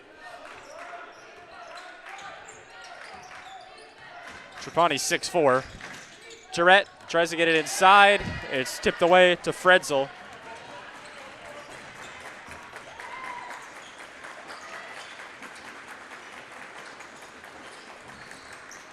Step back Jay from Carlisle, no good. Good box out by KJ Minter, tips it to Griffin Jarrett. Harris goes up, the double clutch, no good. Rebounded by Minter. Minter goes underneath and he draws a foul. And now Minter goes down in pain. He was hurt last weekend against Thomas. He's slow to get up, but looks like he'll be okay.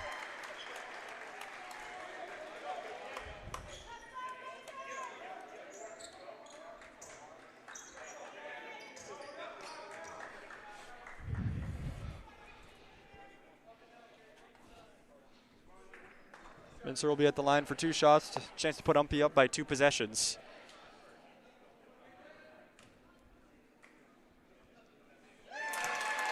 It's the first one.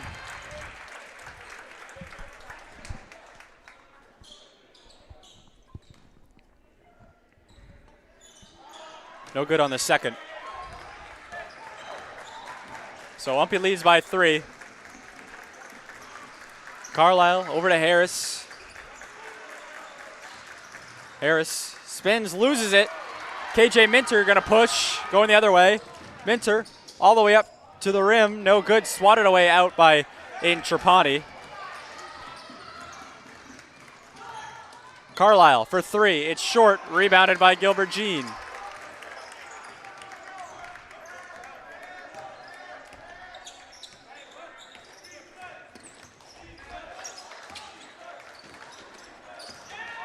Tipped out of bounds, and they say it was last touched by Jarrett. There will be no discussion.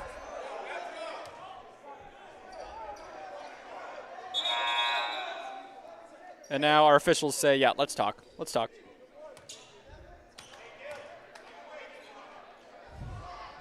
They will talk.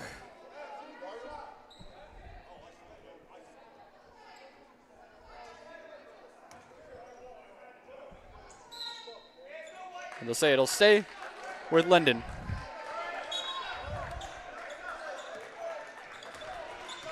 Coach Kane says next play. Let's stop him here. Carlisle over to Fredzel. Fredzel crossing over. Up over on Arado. Good finish by Luke Fredzel to get it back to a 1-point game. Up ahead, no one picks up Minter. He puts it on the floor. Minter, easy layup. Put UMPI back up by 3.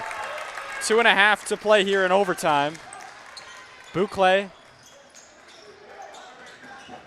to Carlisle. Now Boucle pulls up for 3. Switch, and it's a tie game at 92.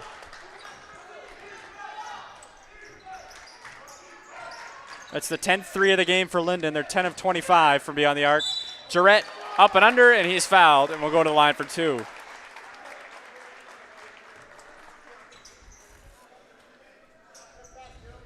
This is not the first overtime game that UMPI has played throughout this regular season. They played one at home here on November the 9th against UMFK. They won that one 93-91.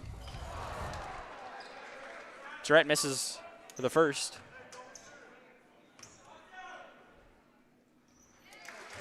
Makes a second though. UMPI retakes the lead by the slimmest of margins. Therese Harris to Falkenberg. Fredzel takes it in. Honorado guarding. UMPI sticking with the man-to-man here.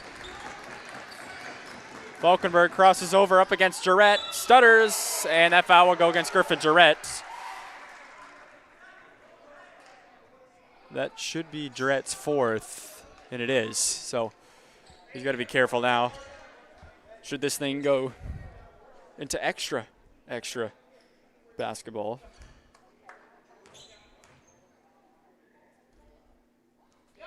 Falkenberg hits the first.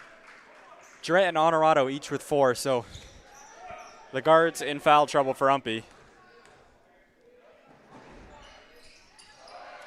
Falkenberg misses the second. It's pulled down by Jean. Antonio Carlisle and Therese Harris each also with 4 for Lyndon. So naturally it's going to happen as we get into late in overtime here. Here's Honorado. Gets it poked away by Falkenberg. And here's Harris. Harris, Euro step, up and under, rebounded by Jarrett. 93 all with 1:24 left. Jarrett kicks out Honorado. Honorado drives left side. Good follow-up by Danny Harris. Can't finish. Harris gets his own board, and he draws a foul. Danny Harris, that's his 10th rebound. So make it a double-double for him.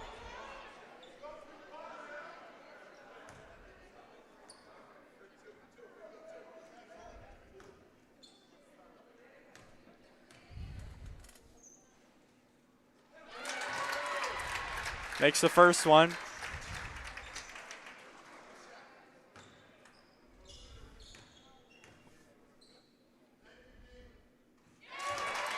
Makes them both. Danny Harris with 24 in the game to lead UMPI.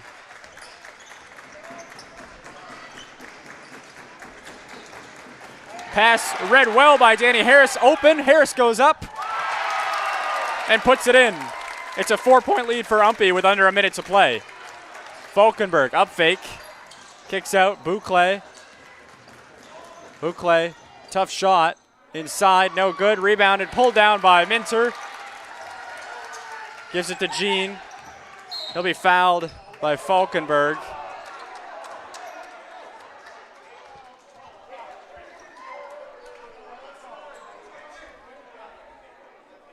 So that'll be 2 shots for Gilbert Jean. Chance to give UMPI all of a sudden. Could put him up 6. Falkenberg trying to make a case that he got elbowed by Jean. UMPI clears the lane. And we got a timeout here by Coach Kane. It's a full timeout with 42.1 seconds. UMPI leads by 4.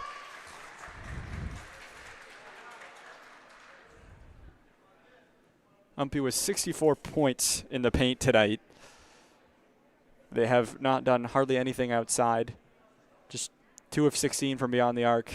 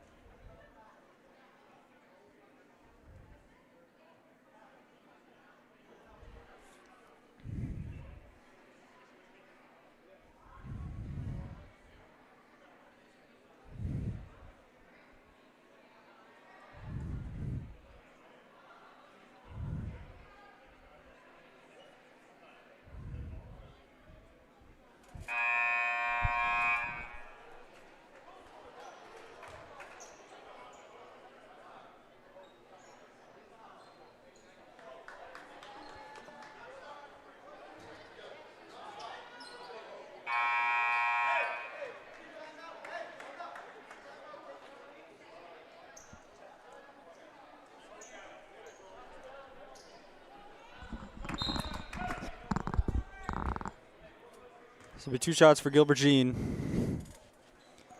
Misses the first one. So we'll be at best a 5-point lead for UMPI here. 42.1 seconds left. Misses them both. Falkenberg with the board. To Fredzel. Fredzel drives, goes up, counted and one. And all of a sudden, Fredzel has a chance to make it a 1-point game. After Jean missed those 2 free throws on the other end. Fredzel goes up, draws the foul. That one, the foul will go against Jean as well. Lawrence check, actually, no, that'll go against Honorado. That's his 5th. So Honorado's done. Bryce Lawrence checks in. Honorado will go to the bench, hoping his team can close this one out on senior day, but it's far, far, far from over.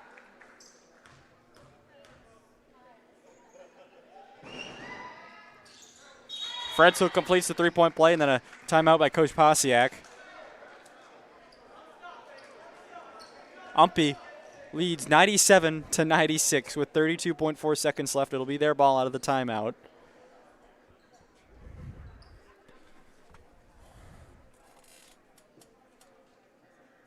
Around the NAC today, Husson takes on Maine Maritime. The only other NAC East game right now.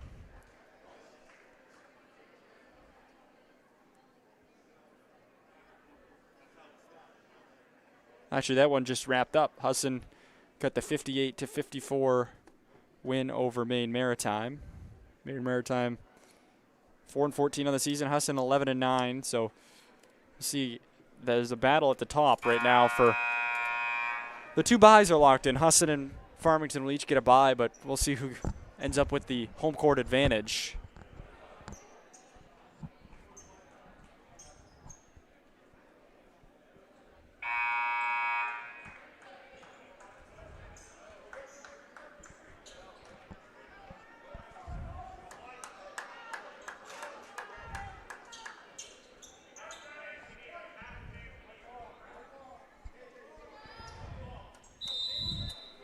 So UMPI basketball.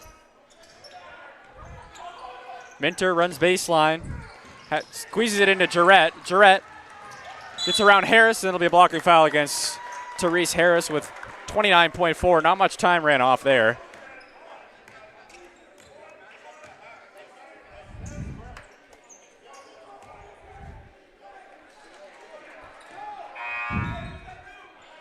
Jarrett's at the line for 2. He's 3 for 5 from the line tonight. Switches the first, give him 20. The third player for UMPI to reach the 20-point margin. And he makes them both. 99-96, UMPI leads by 3. Falkenberg over to Boucle, a deep 3 to tie. It's short, rebounded by Gilbert Jean. Out to Lawrence, back to Jean. And Jean with a lot of space will kill some time here. Up ahead, Harris, wide open, and Danny Harris slams it down with 10.1 seconds. Boucle up ahead, puts up a 3. It's short, rebounded by Gilbert Jean. He'll be fouled. And UMPI leads by 5 with 4.9 seconds left. Will ice this game at the free throw line.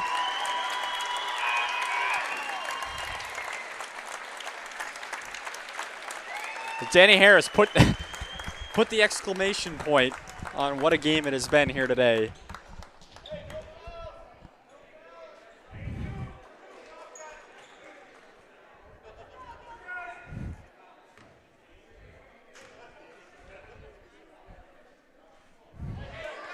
Jean misses the first.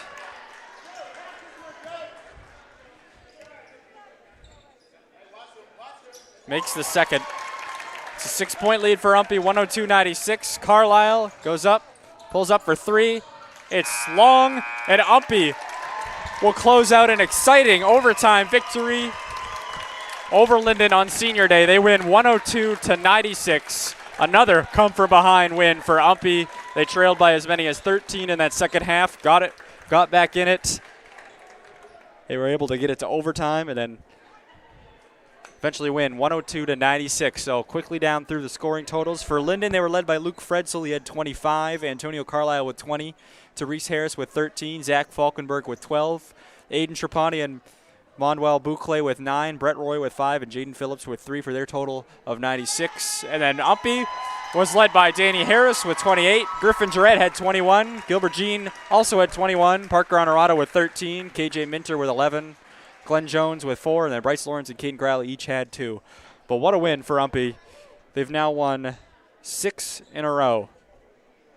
All NAC East games to finish with the NAC East record of 6-3, and they will be the 3 seed and host a play-in game on Tuesday night here at Whitteen Gymnasium. So don't go far. We got the women's game coming up after this between UMPI and Lyndon.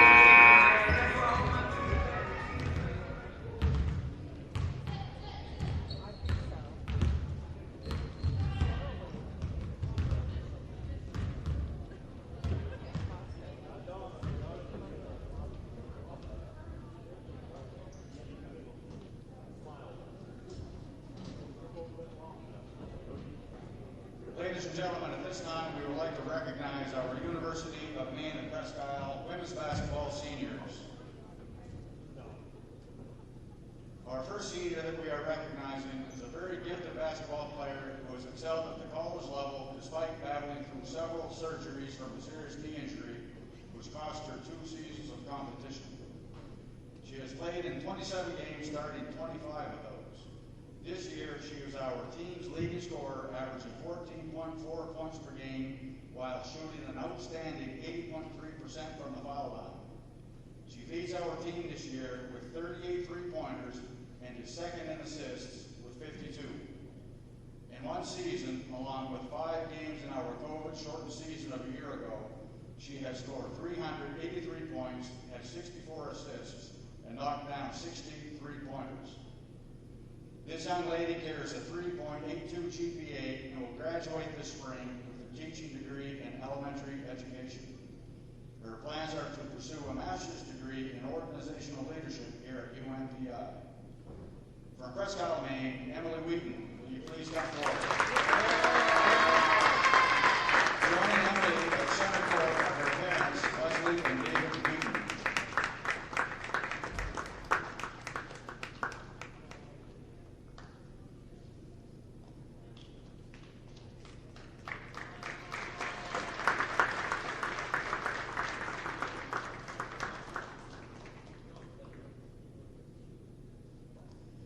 Our second senior being recognized this evening, brought her talents from the West Coast 4 years ago, hailing from Turlock, California. She has played both the point guard and 2 guard positions for us, playing in 73 games, starting 59 of those. She is a smooth, athletic player for our Owls team. She has scored 472 points and has recorded 137 assists and 61 steals in her career at UMPI. She currently carries a 3.51 GPA and will graduate from UMPI this spring with her degree in exercise science. She will be going on to grad school next year with future plans of becoming a physical therapist. The UMPI coaching staff is proud to ask Sarah Goose Musselman to come forward.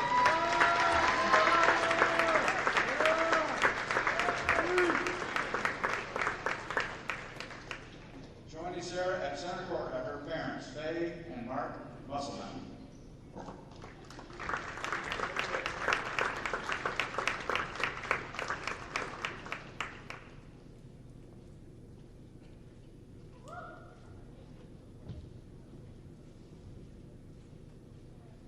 Sarah.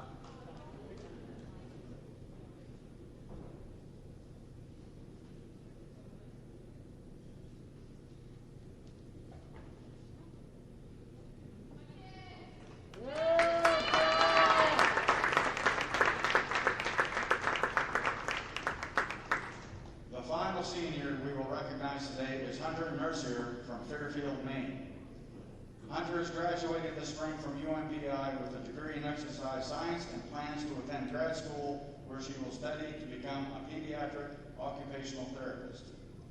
She is another excellent student athlete and currently is carrying a 3.51 GPA. Hunter has played in 73 games since the beginning of her freshman year, starting in 60 of those games. She has scored a career 682 points and has totaled 155 three-pointers despite the COVID-shortened season of a year ago. Hunter has a career 78% free throw percentage and has also dished out 100 assists while here at UMPI, along with 60 steals. Senior guard Hunter Mercier, please step forward.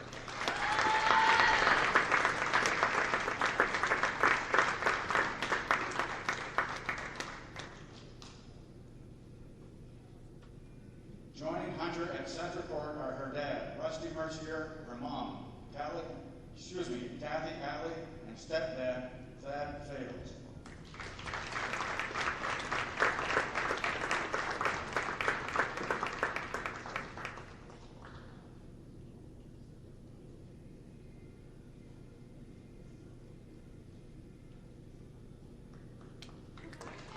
Thank you, ladies, and congratulations, and thank you for your dedication to the University of Maine, Presque Isle.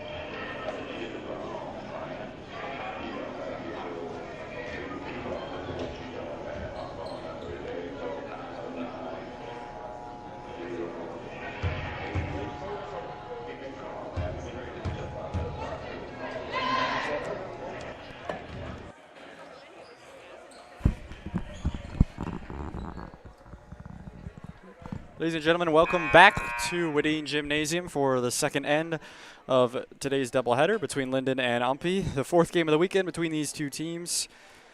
If you combine the men and the women, right now it's the women's game. Last night, UMPI picked up the victory and improved to 4-5 in NACI's play.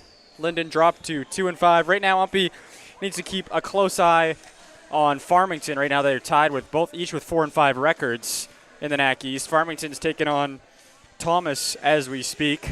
So, with a win today and a Farmington loss, UMPI can move up to the 3 seed in NAC East play, and they're already pretty much solidified to host a game either as the 3 or the 4. The 3, obviously, you want to be the highest seed that you can. Lyndon right now, 1-7 in NAC East play, so a home playoff game out of the question for them, but definitely going to try to pick up some momentum into their postseason play with a win here today. It's the last regular season game for each of these teams. We will send it down to our public address announcer, Lexi Alcock. This game features the Hornets of Northern Vermont University Lyndon versus our own University of Anna Prescott Owls. And now for the starting lineups. First for the Hornets, a 5'4" sophomore guard from Clemson, Vermont, number 5, Gary DeSorto. A 5'10" junior forward from St. Jonesbury, Vermont, number 15, Selena Porter. A 5'5" freshman guard from Colesbrook, New Hampshire, number 41, Sage Smith. A 5'11" freshman forward from Newbury, Vermont, number 22, Brian Fortner. A 5'3" senior guard from Dave Martin, New Hampshire, number 32, Leah Crompton. The Hornets are coached by Ben Arsenault and assisted by Riley Moore and Alicia Selly.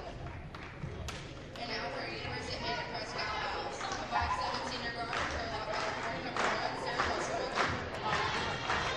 A 5'7" senior guard from Fairfield, Maine, number 14, Hunter Mercier. A 5'11" sophomore forward from Allen, Maine, number 15, Alexis Ireland. A 5'5" senior guard from Prescott, Maine, number 22, Emily Wheaton.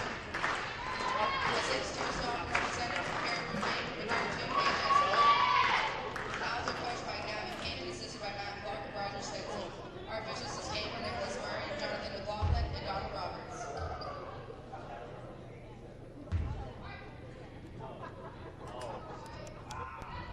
So there are your starting lineups. If you missed them, for Lyndon, it's Kerrigan DeSorta, Selena Porter, Sage Smith, Rianne 14, and Leah Crompton.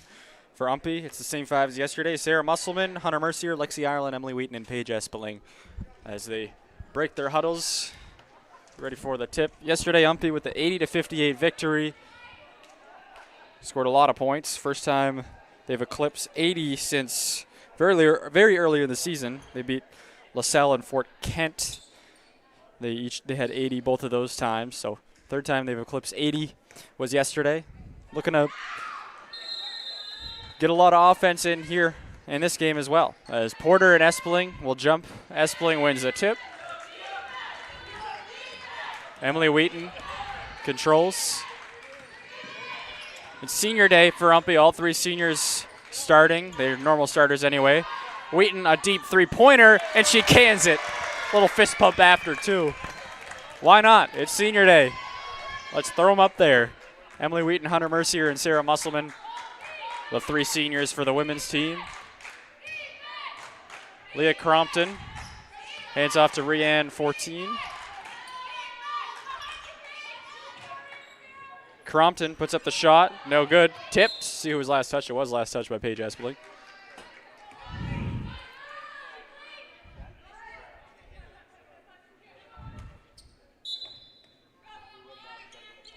The lob all the way into 14.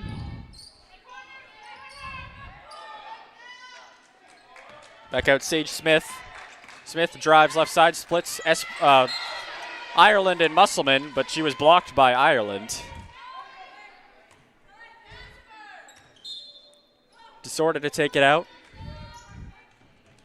Lobs it up top to Crompton. Crompton puts up the off-balance shot. No good off the front of the rim. Rebounded by Espeling.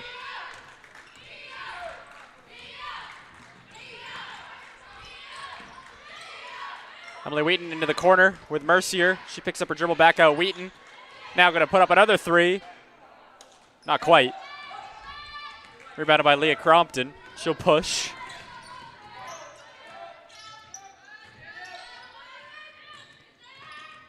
Tries to squeeze that pass into Selena Porter. Lexi Ireland was there to pick it off. Emily Wheaton up ahead to Musselman. Sarah Musselman dribbling around. Bounce pass inside Ireland. Goes up. Is able to recover it. She was blocked. Ball to the ground. Crompton and Ireland will be involved in the tie-up. That'll favor the Lyndon Hornets. Lyndon with a 9-10 overall record. 1-7 in the division. UMPI with a 11-9 overall record. 4-5 in the division.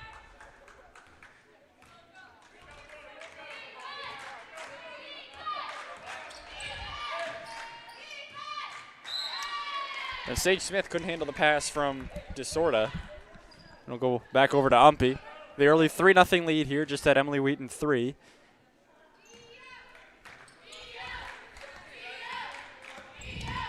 Wheaton up ahead to Mercier.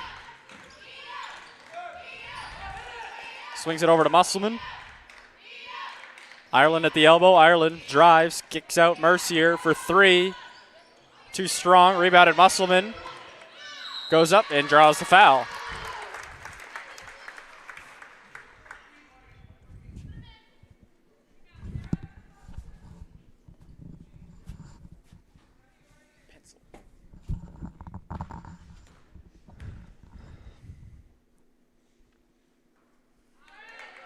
Musselman misses the first.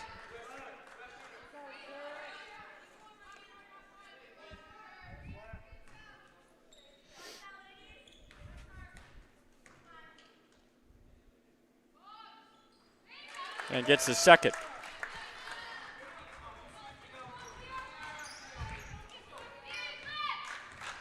Crompton brings it up.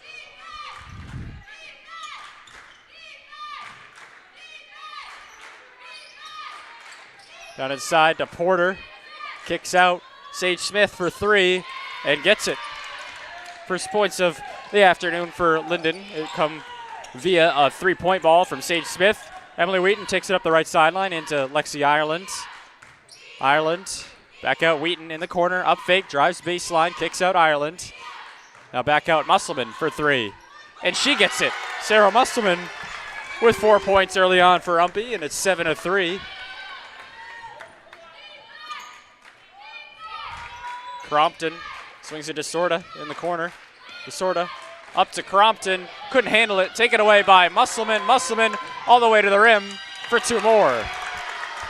Sarah Musselman with 6 points here in the first 3 minutes or so. She only had 2 all game yesterday. Good way to start senior day. Crompton. Shot too strong. Rebounded by Ireland. Gets it to Wheaton. Wheaton in trouble. Back to Ireland. She's trapped, but she's fouled in the trap.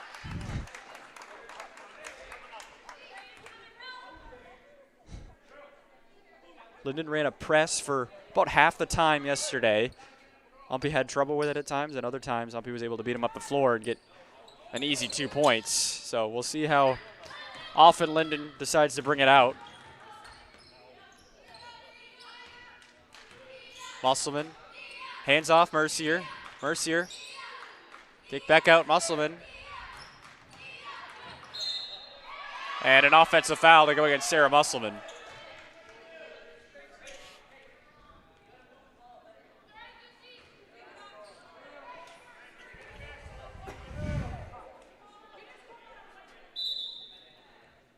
And, yep. It is a charge.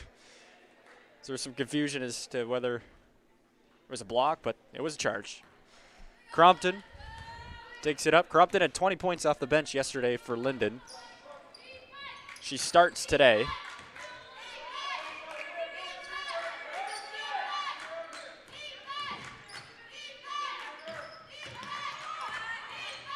Pass stolen away there. Ireland gonna go all the way to the rim. Tries to throw it up. She draws the block foul. That'll go against Sage Smith.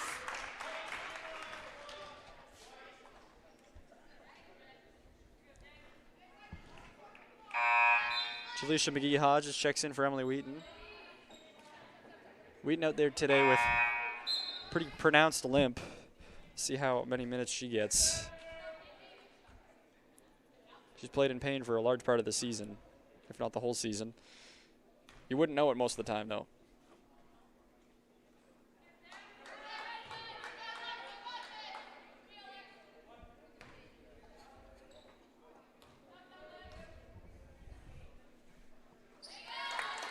Ireland splits a pair.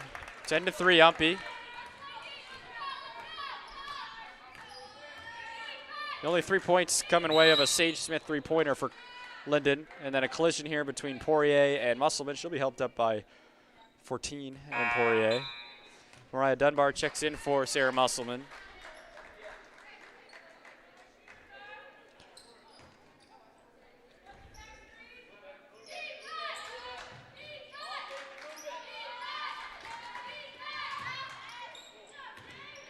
Shot well defended there by UMPI. It'll sail out of bounds, and Coach Arsenal wants a deflection, and they do correct it. So with hardly any discussion at all, our official from up top comes in and says, nope, that was tipped. Shot clock says 14, and they confirm that. Pass in Porter. 14. Can't convert. Now here's Mercier. Mercier over to Wheaton. Hesitates, kick out to Dunbar. Coach Arsenal wanted to travel. Wheaton swings into Mercier. Mercier drives baseline. Wheaton, kick out Mercier, 5 to shoot. Got to get one off. She does. In and out. Rebound fought for, and then Ireland keeps the possession alive. Back out Wheaton. The up fake, but she traveled that time. Shuffled her feet a bit. Long possession there. And that'll be our media timeout with 4:48 to play. UMPI with the early 10-3 lead.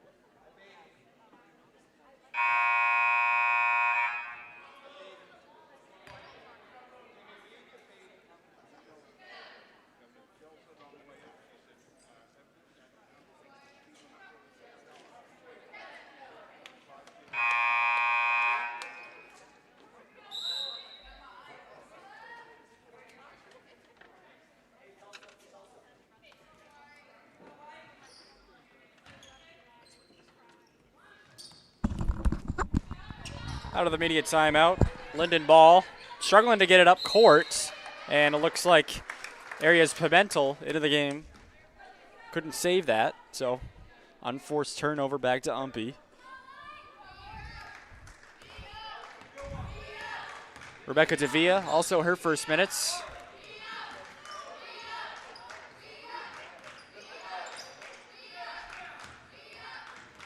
Pass inside to McGee Hodges. Hodges trapped, gets around the defenders, and puts it up and in. Good finish by Jaleisha McGee Hodges.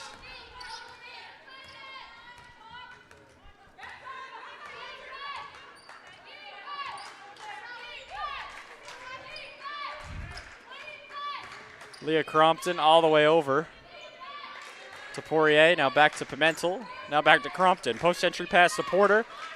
Gets it back to 14. 14 goes up, high off the glass and in with the left hand. Rianne 14 makes it 12 to 5. Davia crosses, is in trouble as her and 14 go to the ground, and there will be a foul. We'll see. That'll go on Rian 14. She helps Davia up. Good scrap for the ball there.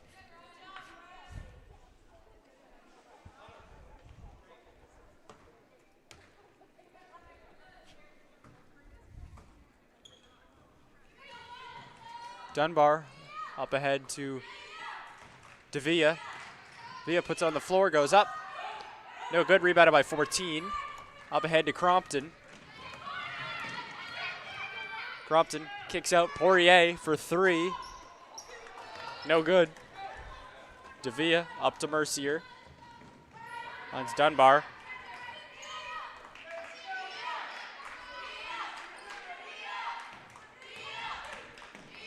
Dunbar kicks out, and that'll be a backcourt. Davia could let that go all the way to the sideline if she wanted, or to the baseline if she wanted. Picks it up, so Lyndon will start with it under the basket.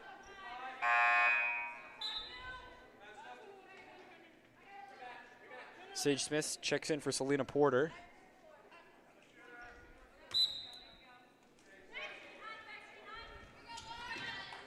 Pimentel's got to get it in. She gets it up to Crompton. Crompton inside. 14 up against Ireland and McGee Hodges, and now the 3 ball by Smith is short, rebounded by Mercier. Mercier goes behind the back a couple times, spins. Nice pass to McGee Hodges. A good find by Hunter Mercier, but McGee Hodges is open for the layup. They thought Mercier was going to take that all herself. The defense collapsed. McGee Hodges is wide open. Crompton, lob inside 14. She goes up and will be fouled by Lexi Ireland.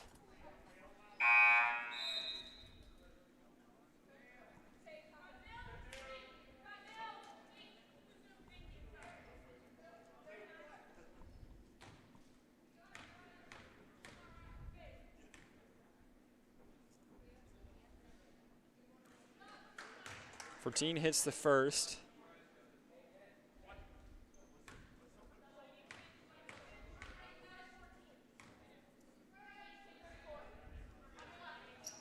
She hits the second as well.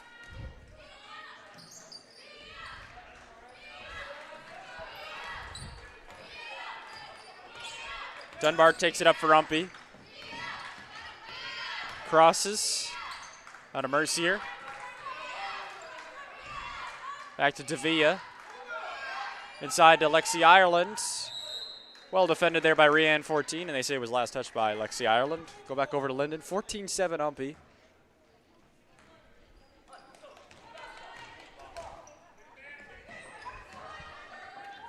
Crompton over to Poirier. Crompton up fake. Now the jumper from the elbow, no good. McGee Hodges gets the rebound, gets it to Davia, and she'll be fouled by Kerrigan DeSorda. Nia Garner, looks like she'll check in for her first minutes.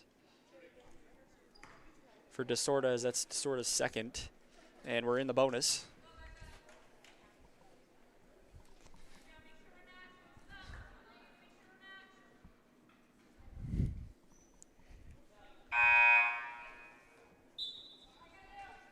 Autumn Paul checks in for UMPI.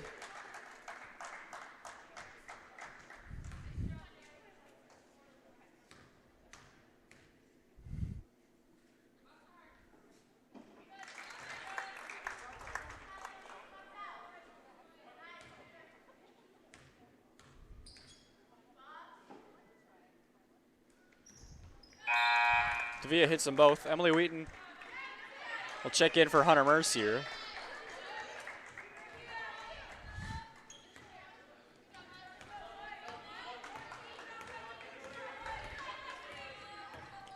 Crompton.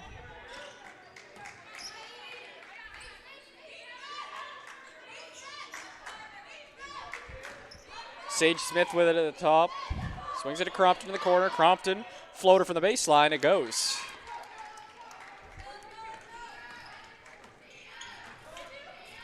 Emily Wheaton was trapped, intercepted by Nia Garner. Garner to Smith. Smith drives, her floater off the rim, rebounded by Rianne 14, no good. 14 gets her own board, and she'll be fouled. And we'll have 2 shots.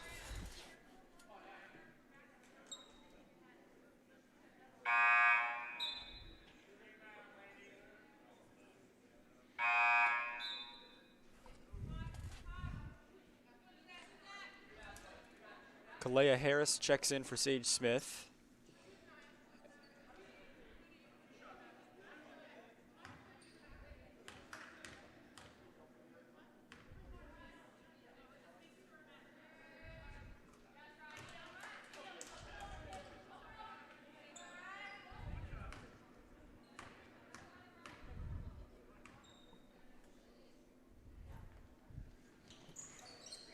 Porter makes both.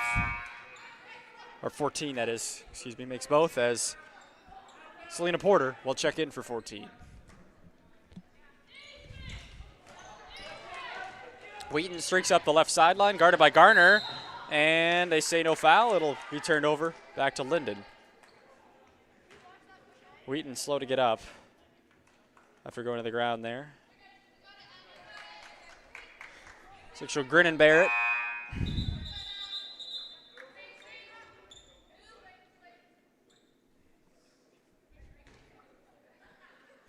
Gardner was making her move over to check out, but Coach Arsenal says, nope, not yet. Porter back out, Crompton, up fake. Crompton drives, another little floater. Then there'll be a call here to go against Kalea Harris.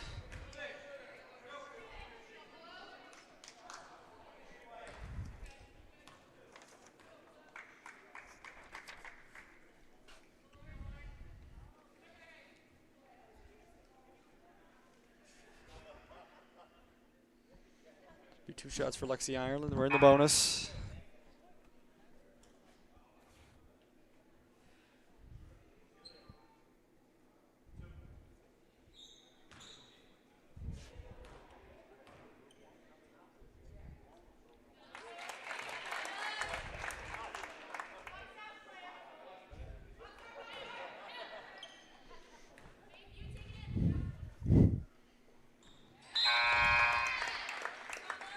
Ireland hits both. 18-11, UMPI leads. Lauren Magno checks in.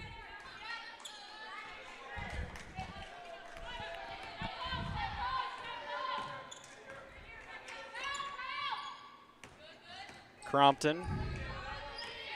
Bounce pass inside of Poirier. In trouble, and she tries to save it off the feet of Autumn Paul, but it'll be UMPI ball. 50.3 seconds in the first quarter.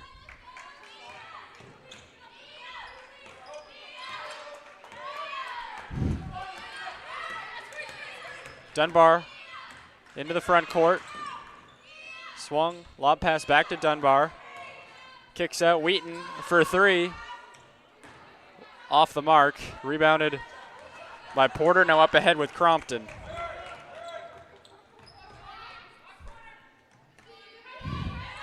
Crompton into Porter. Kicks out Harris, high arcing shot, she was fouled. She'll go to the line for 2.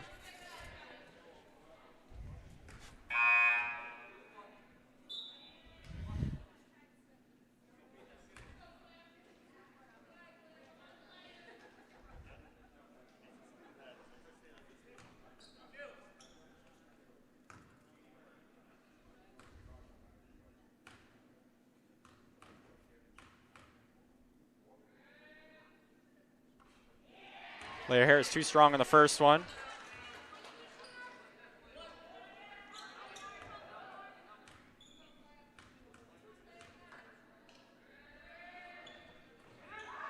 Too strong on the second as well. Autumn Paul gets the board. Up ahead, Davia. Ball fake, goes up and under. Nice reverse layup by Rebecca Davia. The shot put up at the end, too strong from Pimentel. She surprised me. I didn't realize we were that low either on time. So after one quarter, UMPI leads 20-11.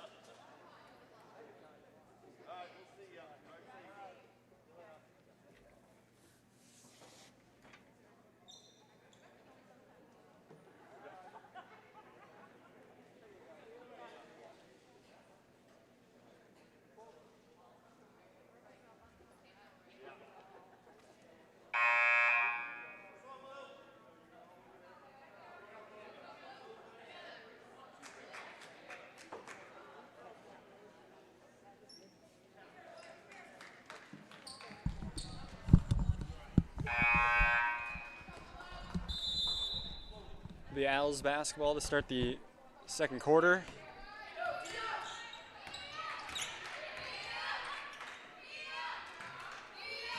Hunter Mercier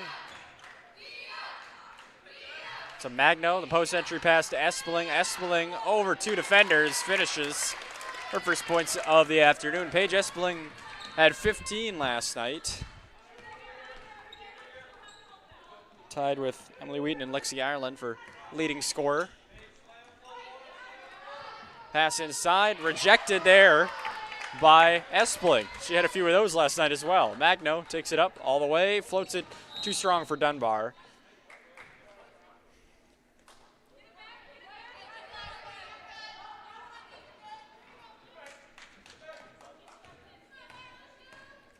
Crompton will take it up.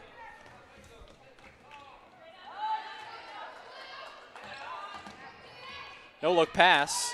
Tried to get it inside, and then the pass here, no one was ready for UMPI. Picked up by Smith. Smith pulls up from mid-range. No good. Emily Wheaton fights for the board with Crompton. She needs somebody. Gets it to Magno. Magno swung to Dunbar. Open for 3. Got it. Nothing but net. Mariah Dunbar. She had 9 last night.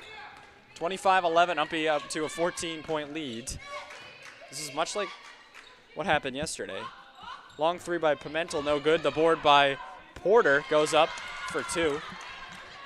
Yesterday, UMPI got out to really around the second quarter. They started to pull away, and Lyndon was unable to get back in it the rest of the way, really. Dunbar stutters in the lane. Off the glass, no good. Rebound, loose ball. Eventually controlled by Smith. Smith's pass can't be handled by Pimentel.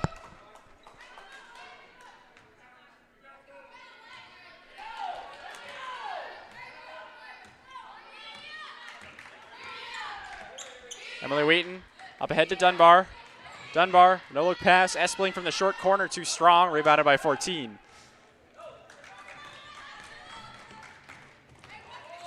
Crompton tries to get it inside. Good hands by Hunter Mercier. Disrupt that pass. Emily Wheaton looks up. Mercier gets around her defender, puts up the floater, no good. 14, and now Lyndon looking to push. 14 over Crompton. Swung Sage Smith for 3. It's a deep one. She gets it. Sage Smith with a couple of those tonight. Back to a 9-point game. Coach Arsenal says keep up the intensity. Dunbar for 3 from that same spot. No good. Rebound. Tip back out to Magno. She swings it to Mercier. Back to Wheaton. Wheaton the up fake. Lob inside. Good pass to Paige Espeling.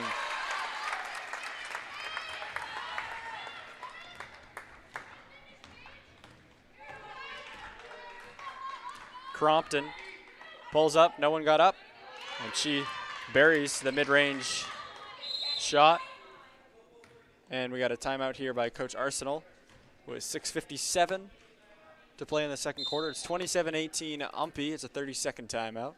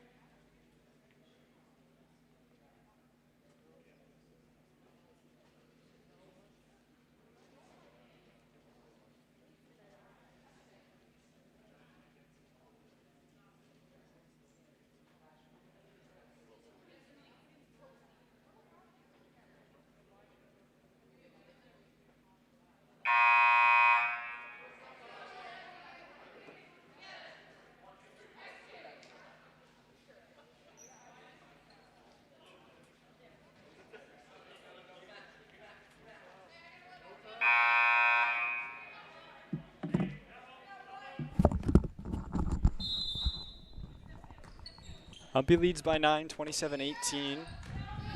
Sarah Musselman back in. She's got 2 fouls. That's why she's been out for a while. Musselman in trouble in the backcourt. Got to get it across, loses it, taken away. Sage Smith to the rim. Can't finish. Mercier fights for the rebound, and we got a tie-up as Mercier goes to the ground. That was a good press that time from Lyndon, forcing the turnover. Lob pass in to Poirier. Poirier kicks out Crompton. Crompton, ball fake, goes up, tough shot, no good. Rebounded by Selena Porter, kicks out for 3. It's Pimentel, and she buries it. 3 balls raining a little bit more today than they were yesterday for Lyndon. It's 6-point game, 27-21. Mercier goes behind the back. Pass to Musselman, the floater, no good. Jaleisha McGee-Hodges puts it up and almost with a chance at the 3-point play. Now she'll go to the line for 2.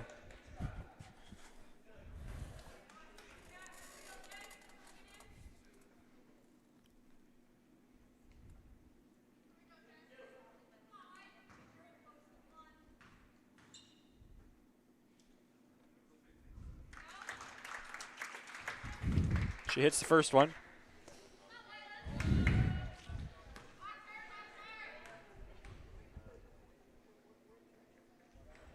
Second one is good as well. 2 for 2 from the line on that trip by Jaleisha McGee-Hodges. It's 29-21. Crompton directing traffic a bit, backs off. Inside to Smith. Kick out, Pimentel, deep 3. In and out. Porter got a hand on it, and McGee-Hodges tried to save it. As she knew she touched it, it'll stay with Lyndon.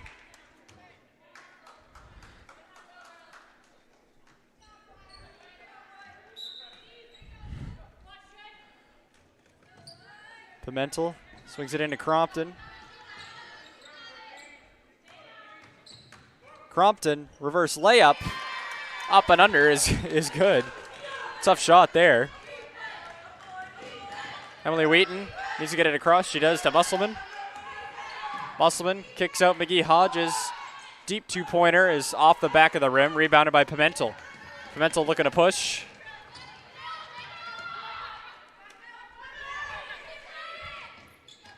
Crompton drives, goes up, no good, rebounded by Paige Espeling. Outletted to Emily Wheaton, now up ahead to Musselman. Musselman stops to Wheaton. Wheaton drives up off the glass and in.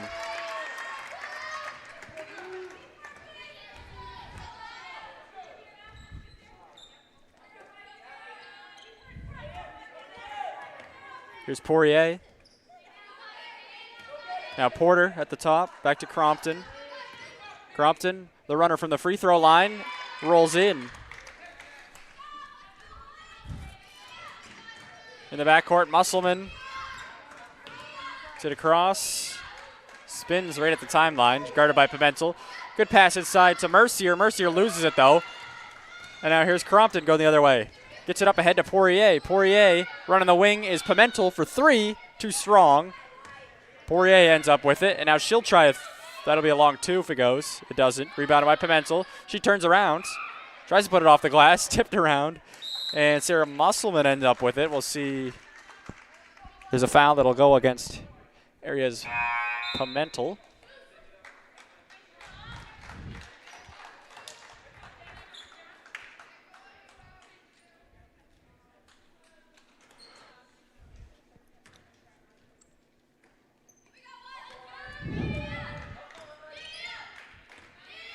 Emily Wheaton up ahead to Mercier. Mercier drives, tries to go up, and she's blocked by Rianne 14.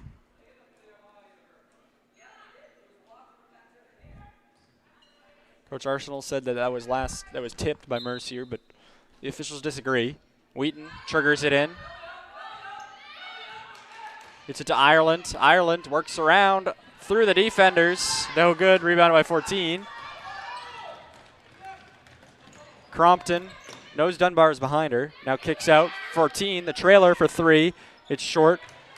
Emily Wheaton boxes out for that rebound. She's trapped, but then intercepted by Garner. Garner goes up with it, high off the glass, no good. 14 pulls it down.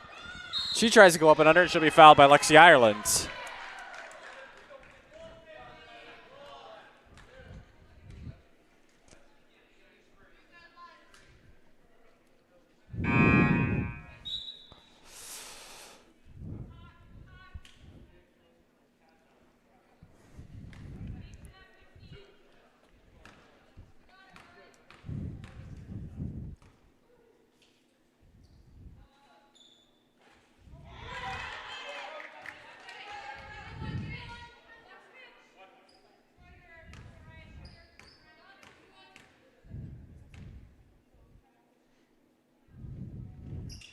14 goes 1 for 2 from the line. It's a 5-point game. UMPI leads 31-26. Wheaton in the backcourt. Up to Dunbar. They got to cross it. Dunbar does get it across, and with 20 seconds on the shot clock, which means it took 10 seconds, she'll be fouled.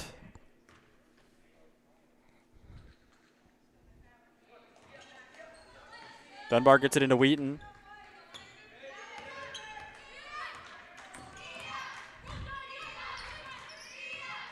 Mercier goes all the way around the perimeter. Backdoor pass to Dunbar. She tries a reverse layup.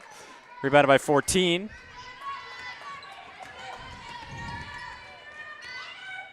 Sage Smith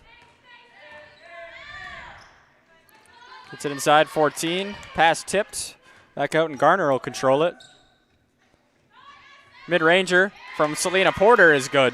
And it's a 3-point game just like that. UMPI led by 14 at one point. Lob pass up ahead. Lexi Ireland kicks back out. Espling from the baseline, in and out. Espling ends up with it, though. Kicks out Mercier for 3. Also no good. Garner with the board. Crompton takes it up. 2:35 here in the first half of play.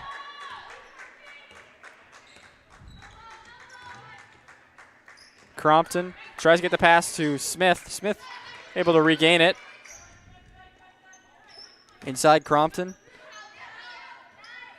Tries to dump it to 14, and that will have a tie-up. A dangerous tie-up as Crompton's arm kind of got pinned up under Mariah Dunbar. Davia and McGee Hodges will check in for UMPI. Faith Poirier back in for Lyndon.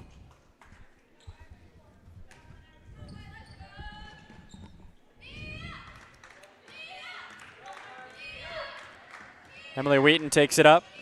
Up ahead to Ireland through the press. Ireland goes to the rim, lays it up and in.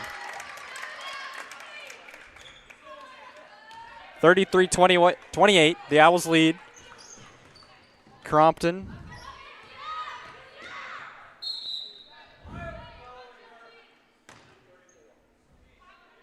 Foul will go against Dunbar.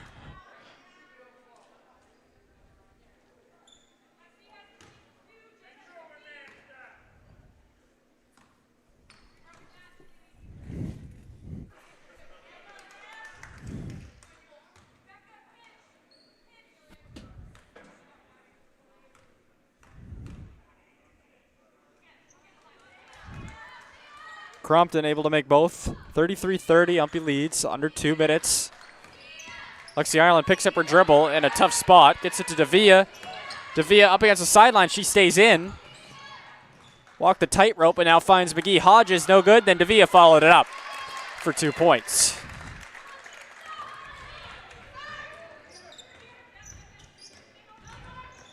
Crompton behind the back pass. Intercepted by Ireland. Up ahead, Davia. Nice behind the back pass on this end to McGee Hodges. That's a couple times tonight McGee Hodges has finished, and then he immediately looks at who passed her the basketball and says, that was you. Crompton takes it up. 14 will be fouled by McGee Hodges. It'll be 2 shots. UMPI leads by 7 now, 37-30 with 1:03 to play in the second quarter.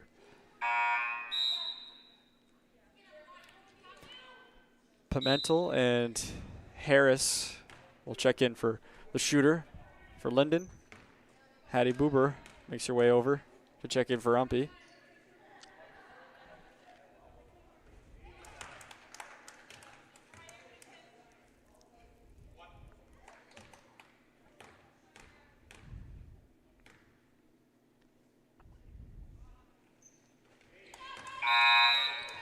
Fourteen makes both.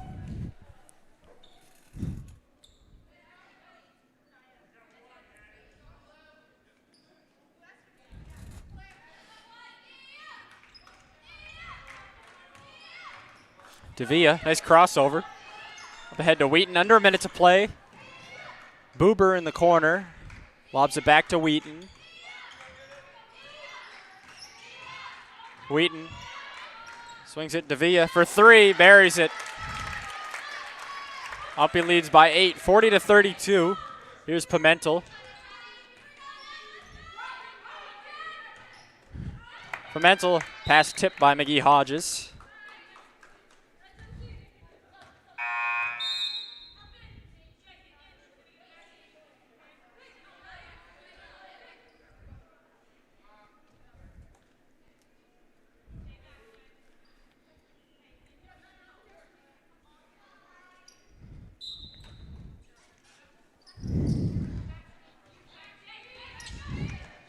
Sage Smith swings it. Fourier managed to get free but can't convert on the layup. Ireland picks up her dribble. Now Wheaton, she's going to be trapped right before the time stripe, and there will be a tie-up.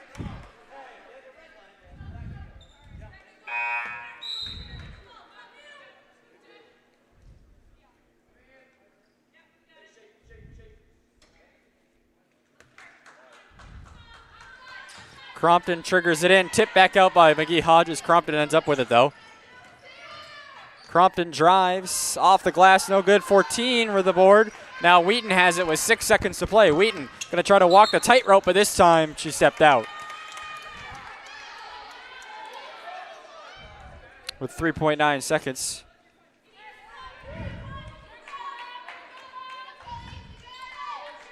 See if Lyndon can get something off here into Sage Smith.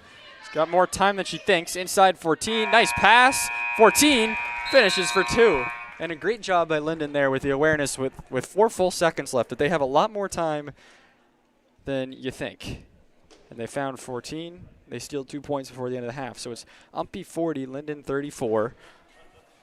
Lyndon's led by Leah Crompton with 10. Rianne 14. Excuse me, they're led by Rianne 14 with 11. It just updated. Leah Crompton with 10. Sage Smith with 6. Selena Porter with 4.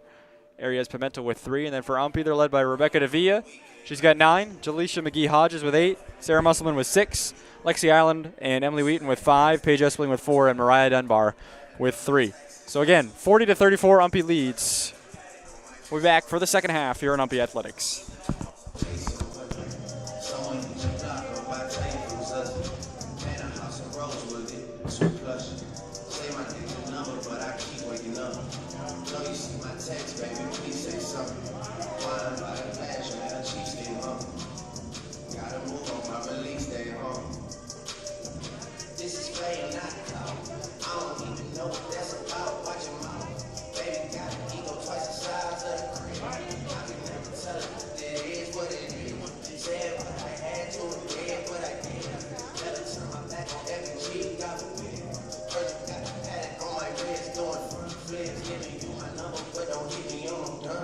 Working on a weekend like usual.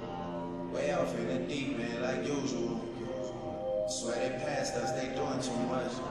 Haven't done my taxes, I'm too turned up. Virgil got the paddock on my wrist going nuts. Caught me slipping once, okay, so what? Someone hit your block up, I tell you who's us. Man, a house in Rosewood, it too plush. It's cool, man. Got red bottoms on. Life is good. You know what I mean? I'm down for the cheap rain on the freedom. I'm flew when I sprayed me in my rain on the Draw $3 on the rain, call it the truck. I was in the church for a cocaine, ain't but the same thing. Granted, she said right now, but I keep playing on the brick. I'm in the book, go ahead when I tell the bad I'm in down bad, look at shit, take a ride, bitch, stick. Baby, please, you get that guns, close and short and big. Too many convicts, they want me to play this. Trevor nonsense, get on some spread. Man, they count my light and up. Anytime you get it. I'm on a PJ lighting up, backwoods with a stick. I'm trying to turn that Drake on London and answer the stick. They gotta stretch it, I was gonna die with it. Yeah, I ride for my I lie. We some more high class, making me rich. I'm in the band, though, got a pen out for a class. Like a shadow, live my dick, my bitch. I got things on the top, every language is got rebellions in my blood, Percocet. I'm down for the cheap rain on the freeway. I'm flew when I sprayed me in my rain on the Draw $3 on the rain, call it the truck. I was shop, serve cocaine, I ain't been the same thing. That's by the time I call it Supreme. I go tremendo for new fettuccine. Fendo, crazy pink. Fendo, one of the feet. I'm in the room, I'm in the room. On the break, I put you back to the news. I'm with the shirt. After I break the big bush shit, version, I'm the on the bird. Gets birthday, you a maniac. And yeah, how you spurting? Got that kitty cat, I'm having fun with it. Going working. $100,000 for the cheap ring on the finger. I'm through when I spray me in my brain, draw $3 on the ring, call it bring the truck up. I was in the shop, serve cocaine, ain't been the same thing. $100,000 for the cheap ring on the finger. $100,000 for the cheap ring on the finger. $100,000 for the cheap ring on the finger. $100,000 for the cheap ring on the finger.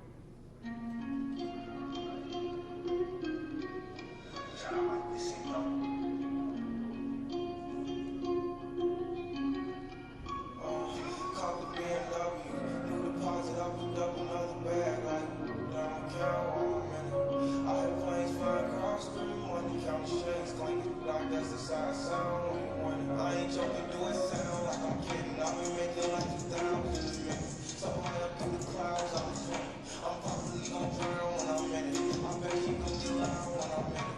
And we might have to child of a family. Can you hear me? All these talking from conversation to the ceiling. My hands are here. Yes, I'm really clear. I'm the chosen one, see my potential, so you feel me? Lately, I've been praying, God, when you can't bear.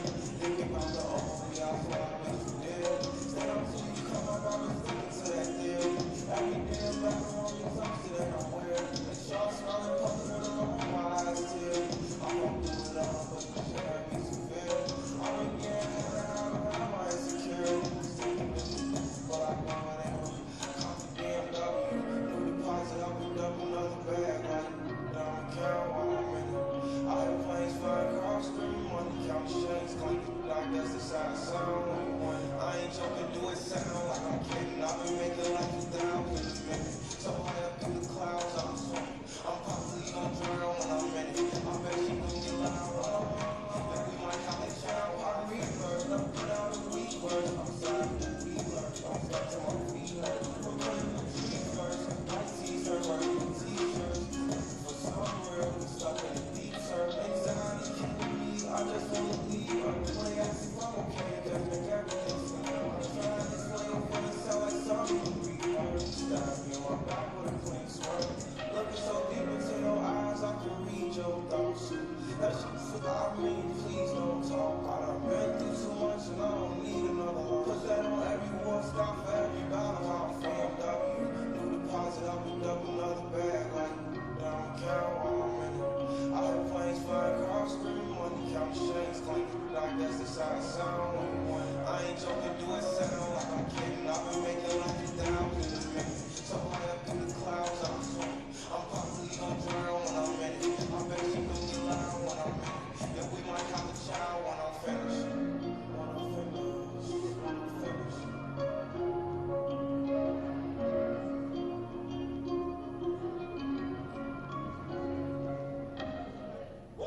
Bring 'em out, bring 'em out, bring 'em out, bring 'em out. It's hard to yell when the barrel's in your mouth. Bring 'em out, bring 'em out. Bring 'em out, bring 'em out. Bring 'em out, bring 'em out. Bring 'em out, bring 'em out. VIP, coming live from the VIP. Heard the night like those lights with that new home. Did to the state, wanna see my baby. The whole city got this, heard he got three. That other time I got to hear me shout, he got out. Who's in the city on fire, soon as he got free, he came back down. Mama don't even know how to act now. Hit the close streets, getting naked, boy, I sat down. Still ballin', money stack, time to shack down. Still pushing buttons and letting you want to back down. I'm on the road, doing show, doing back down. Mississippi to Philly, Albuquerque to Check Town. Proud that bring 'em out, hey, I'm a hot girl, bring 'em out, hey, all the dope boys, bring 'em out, hey, the backstage, bring 'em out, hey, yeah, what up, son, grab a hood and this. I got a rich and still and I'm moving the good. You rapping by the flow, I'm moving the bridge. Talk about you now, now I'm blowing the bridge. So they get you in the face, you gon' be sewing me quick. Never catch another case, I know I'm true to be missed. So I'ma keep the cool heads, they have to lose headlines. Shows up around the bedtime. It's good to see that I'm ahead of the time. I have to talk that.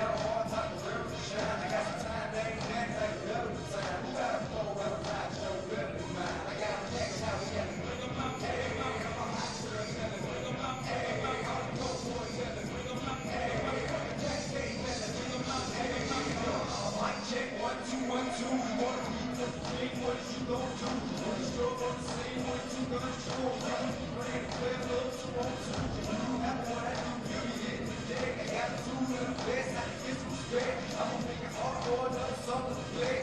Show them this ain't score for something to test. Man, I'm too large and we way too fresh. Work well with you. Quick to check the lane like a game of chess. You wanna be better, bring space. Who's standing in your front yard yelling? Bring 'em out, hey, I'm a hot stir yelling. Bring 'em out, hey, I'm a dope boy yelling. Bring 'em out, hey, I'm a fast day yelling. Bring 'em out, hey, I'm a front yard yelling. Bring 'em out, hey, I'm a hot stir yelling. Bring 'em out, hey, I'm a dope boy yelling. Bring 'em out, hey, I'm a fast day yelling. Bring 'em out, hey, I'm a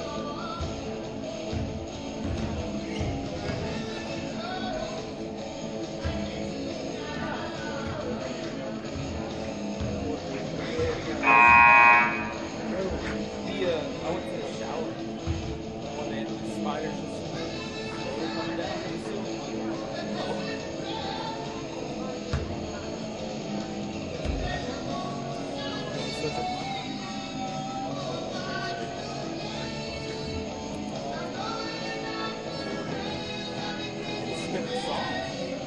Yeah, different song.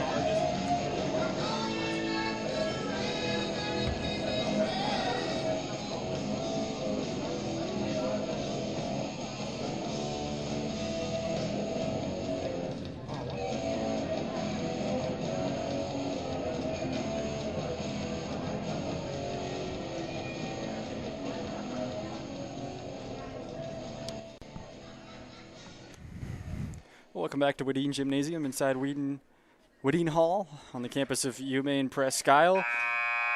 The last half of basketball for this weekend between Lyndon and UMPI. UMPI's won all 3 games this weekend.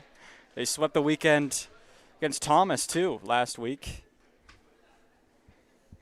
In between there was that men's game against Hassan as well. That was a fun game for everyone that saw that one as well. UMPI breaks the huddle.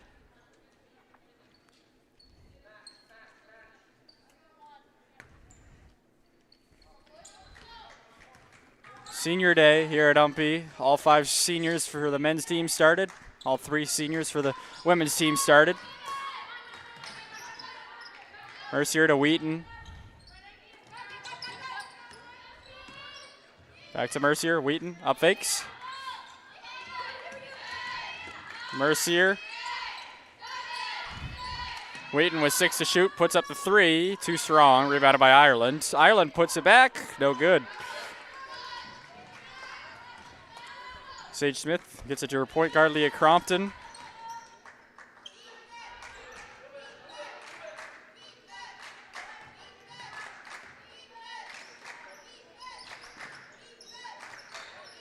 Crompton.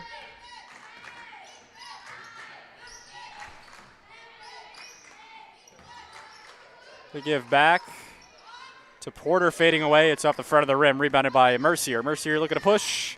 It's got Espling and Musselman to help. Musselman pulls up mid-range, buries it. Sarah Musselman with 8 in the game for UMPI, 42-34.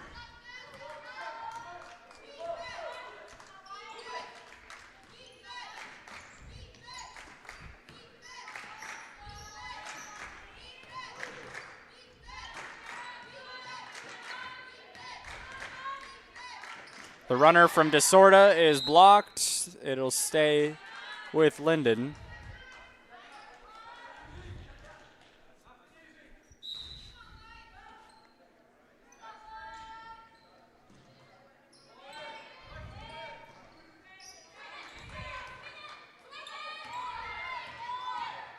Sage Smith drives, kicks out. Off balance shot there as the clock shot expired.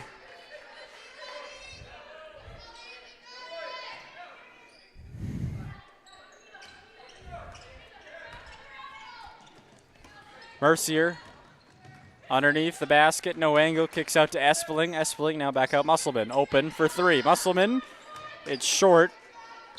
Saved. Nope, she stepped out before she could tip it.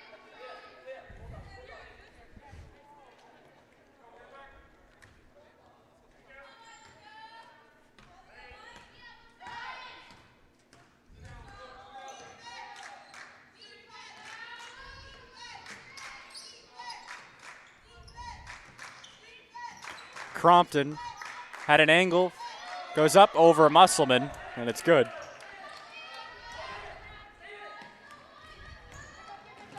Here's Musselman to Wheaton. Wheaton crossing over, loses the handle, back out Ireland.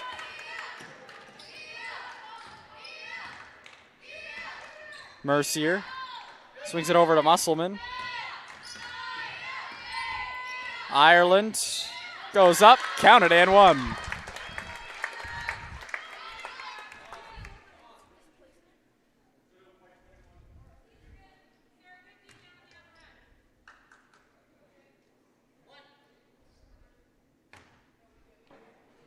One shot for Lexi Ireland. She gets it. 45-36, UMPI leads by 9. In that first half, Lyndon trailed by 14. They were able to get it back to 3 at one point. Trail by 9 here. Selena Porter gets it inside 14, up against a couple defenders. 14 tracks it down, and then a foul will go against Rianne 14, I believe. Or is that on Kerrigan DeSorda? Scoreboard says it's on Kerrigan DeSorda. Her third. Wheaton. Now over to Musselman.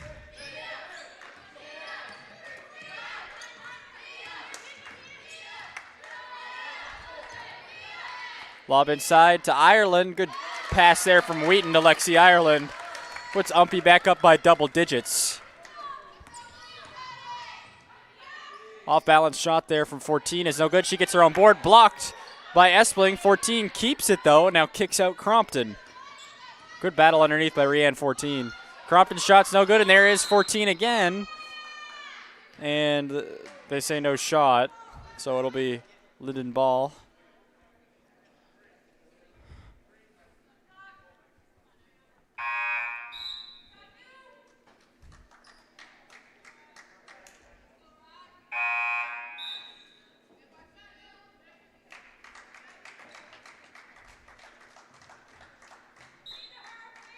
Kerrigan DeSorda to trigger it in. Hands off Crompton. Goes up for three. No good. Emily Wheaton pulls the board in. Up ahead to Mercier. Mercier trying to find it. She does.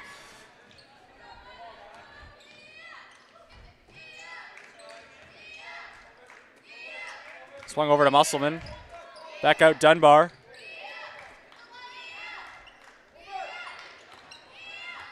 Musselman spins around. Goes up. Blocked by Garner, and now Garner is going to go the other way. Up ahead, Crompton wide open for 2 easy points. Wheaton goes to Mercier, running the wing. Mercier back to Espling. Espling goes left side, falls, and she fell. She stumbled because she was fouled by Rianne 14.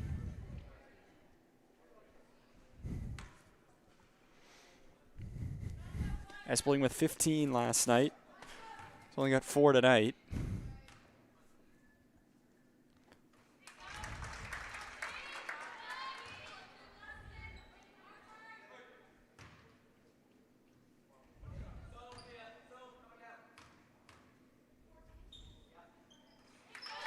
Espling hits both. Back to an 11-point lead.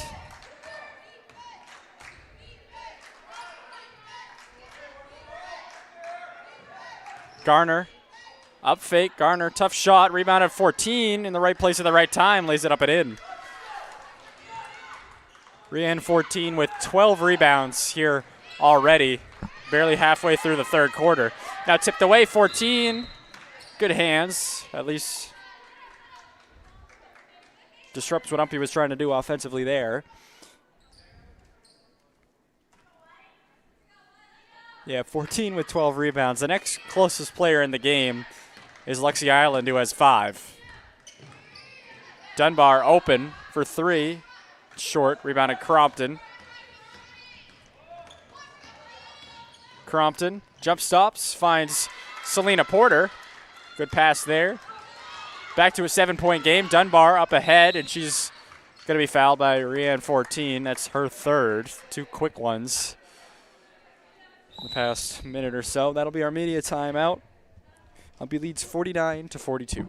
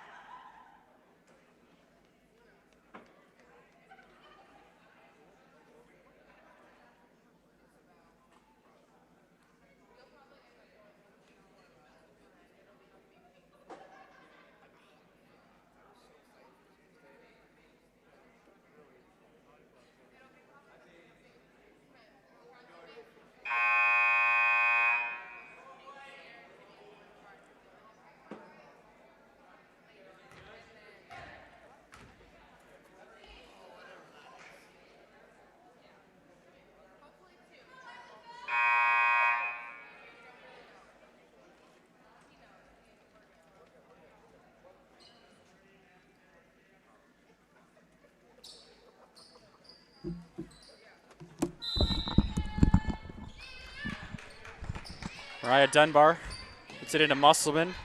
Musselman trapped there, but squeezes through. Back out Mercier. Mercier picks up her dribble in the short corner. Back to Musselman. Wheaton for 3. Gets it. And could have been an and one as well. Second 3 of the game for Emily Wheaton. Garner underneath, slips around Paige Espling.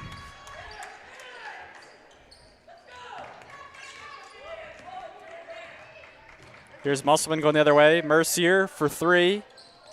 Too strong. Good rebound by Dunbar. No good. Espling gets a couple of boards underneath. And she gets it. That'll be a fun play for our stat spotter over at the scorer's table. I've done that a time or two. Pretty tough on plays like that with a lot of rebounds and second chances. Crompton pulls up here with the answer, and then a 30-second timeout by Coach Arsenal. 54-46, UMPI leads.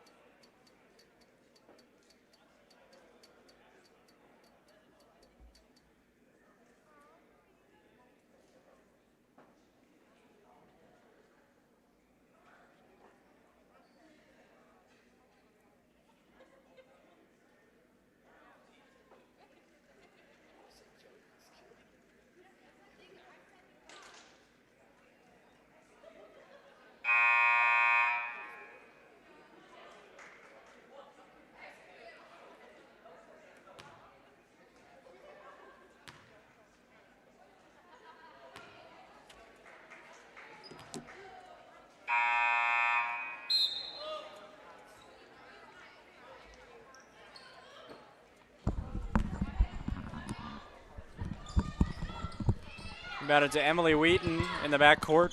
Lyndon going to put that press on again. Gave UMPI trouble a couple times. Mercier gets it up to Dunbar just at the nick of time. Dunbar to Espling in the short corner. Espling tries to go up and under with it, but she stepped out.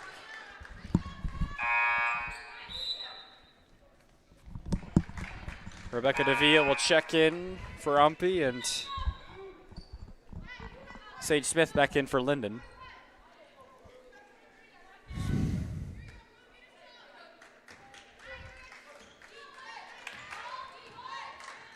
Sage Smith.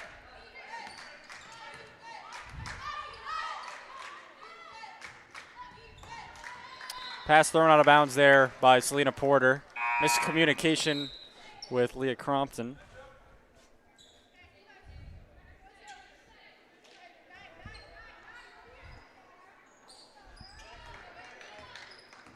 Into Davia. Crosses. Davia now to Mercier. Lobs to Espling. Espling all the way over to Wheaton. Wheaton with a lot of space. Picks up her dribble. Weaves it into Dunbar. Now Davia for 3. It's short. Espling tried to track it down. She stepped out. 54-46. UMPI still hanging on to an 8-point lead as it's been pretty 50-50 this half. Lyndon just looking for that run that'll get him right back in it.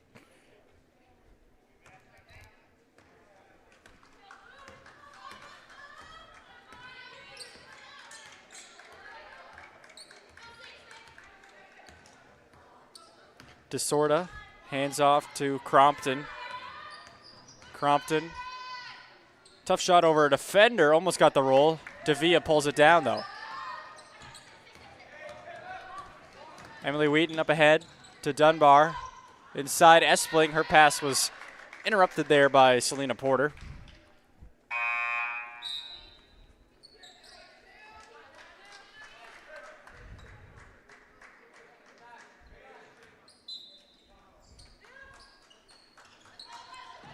Dunbar inside to McGee Hodges.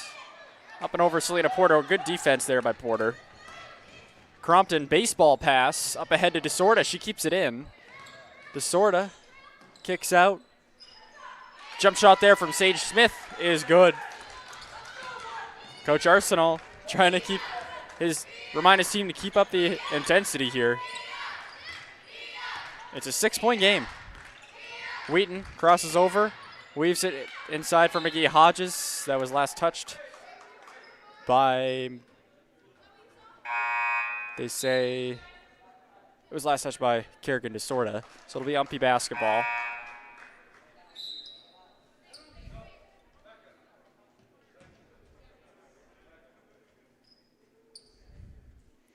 See what UMPI runs here. Wheaton, it's inside Espeling. Good strong finish there by Paige Espeling. It was well defended. She used her 6'2" to her advantage there. Crompton underneath, tried to get the pass back to Porter. It's intercepted.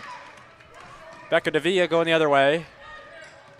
Over Mercier in the corner for 3, in and out. Now here's DeSorda. Lyndon trying to push here. DeSorda, only Davia to beat, and that's going to be an easy offensive foul call. That would have been an offensive foul back in the 1970s. Back when you had to have the feet planted and still as a statue.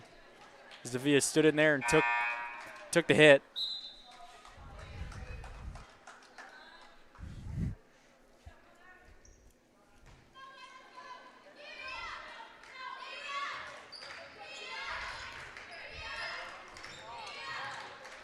Dunbar. So Wheaton picked off by Nia Garner. Good job by Garner. And in transition, gets it back to a 6-point game. Lyndon keeps the press on. Tipped away by Selena Porter. Excuse me, that was Rianne 14. And then a foul to go against Dunbar. Lyndon try to get this under 6 points. It was 6 points at halftime. They haven't been able to chip it any further than that. Again, last night, UMPI picked up a 22-point win. They controlled just about the whole game. Crompton picks it up. Porter inside 14. Over to Villa. 14 lays it up and in. Closest it's been in a while. It's a 4-point game. Wheaton in trouble in the backcourt. Gets it to Davia. Davia tries to put it on the floor. Poked free by Crompton. And it'll stay with UMPI. But it's 10 seconds as the shot clock reads 20, so it goes back over to Lyndon.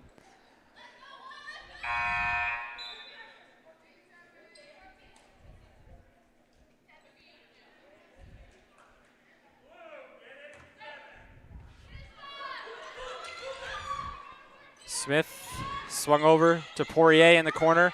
Back to Smith. Here's Crompton. Crompton, the lob inside 14. She's open. Can't quite get the roll. Gets her own board. 14 goes up and puts it in. Count it and one.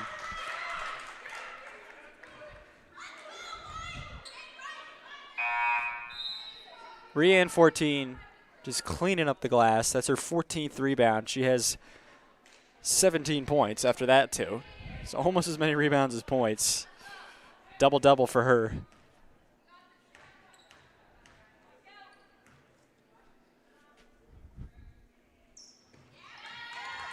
She converts the three-point play. Sierra Fay and Selena Porter went to the ground there. It's now a 1-point game, 56-55. Emily Wheaton tries to get it across, and there'll be a block foul to go against Nia Garner. And it was.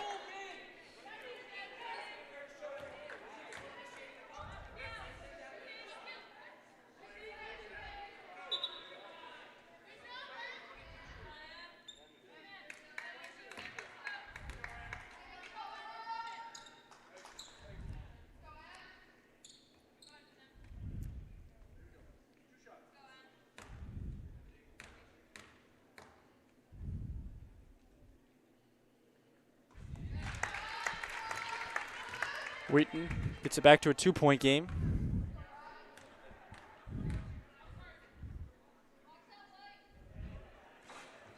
And she gets the roll on the second one as well.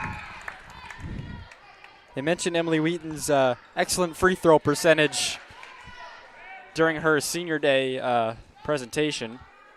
Around 82% for her career here at UMPI and 80.3% entering this weekend for the season. Crompton's going to walk it all the way up. She'll finally pick it up as Dunbar goes down and forces the issue. Crompton, and then she'll be bumped from behind by Dunbar. Little push off there.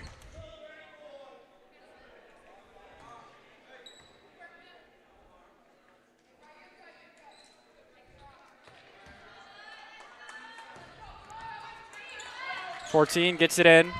Poirier goes in between. Rebounded by McGee Hodges. McGee Hodges loses it, tries to get it back, and then will be fouled by Faith Poirier.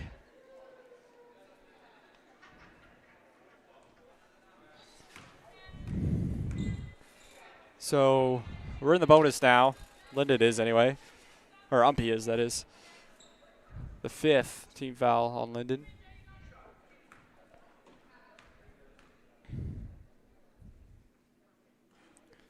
McGee Hodges misses the first one.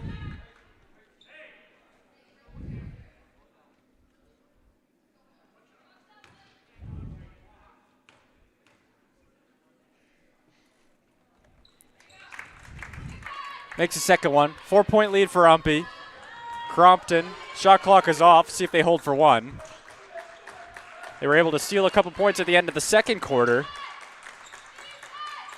By a jump shot by Rianne 14. Here's Crompton.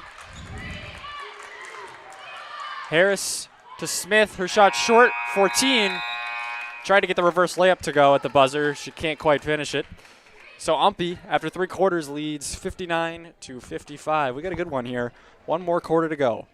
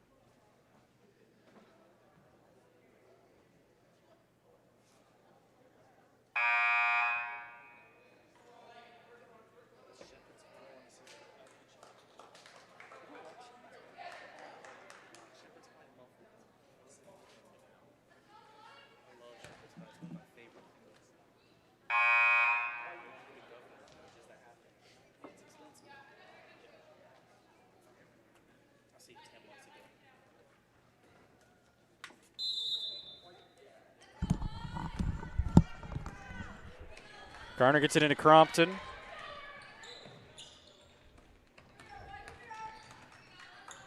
Crompton over in the corner. Back to Garner.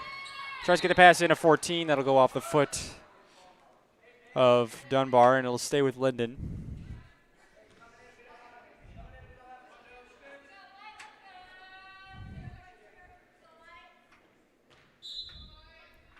Crompton will take it out. Into 14. Good find. 14 up against Espeling. Can't finish.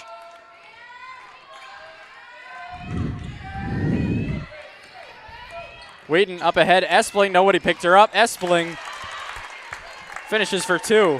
A good call for the ball, too. Espeling put her arm up in the air, made sure Wheaton saw her.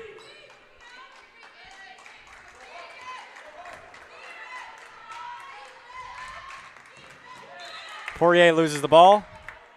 And without it being touched by Davia.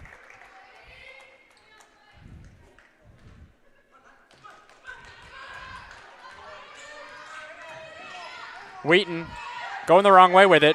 Goes down, gets able to get rid of it to Davia. She's trapped instantly by Poirier and Gardner, but gets it to Dunbar, not in time. 19 seconds is on the shot clock. And they say that the pass did not get to Dunbar before she could get her feet on the ground and establish. So that is the ruling. 19 seconds means it went 10 seconds and then some, so good ruling by our officials. Crompton swings it in the corner, now inside 14, and a little over-aggressive from behind there was Paige Espeling.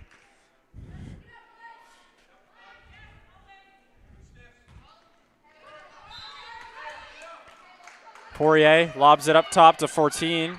Thought about the three-pointer, got Espeling to bite, 14 drives. That block will go against Davia.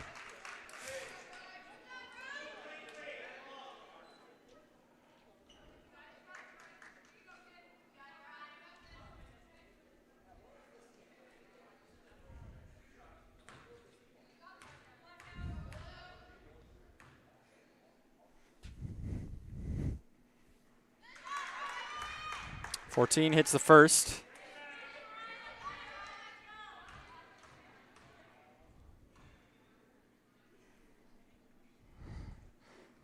Hits his second as well. 4-point game. You get it into Davia in the corner. Davia trying to get around Poirier, up ahead to Espeling. Espeling over to Wheaton. Mercier open for three. Gets it. Nothing but net. Hunter Mercier.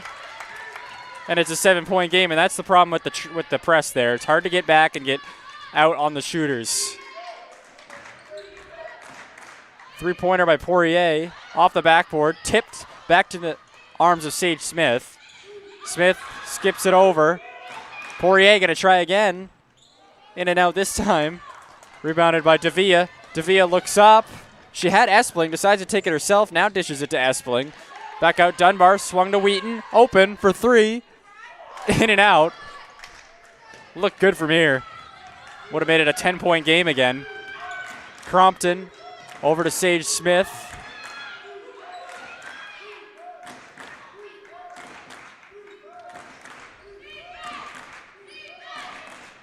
Garner, tough angle from the baseline. Rebounded by Mercier. Mercier goes to the ground, able to get it off though to Dunbar.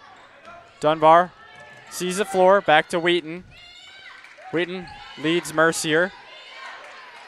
And Mercier's pass is tipped by Gardner, but Wheaton gets it back. Wheaton crosses over. The runner actually lobs it inside to Espeling. Espeling finishes. Now Paige Espeling will have a chance to make it a double-digit lead again.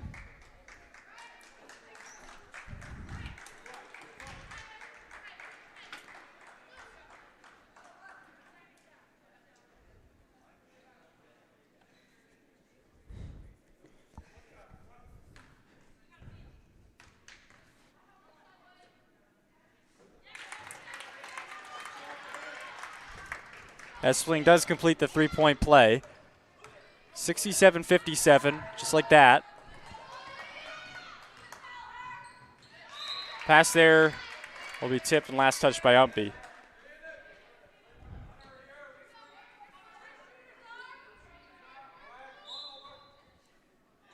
They get it into Crompton.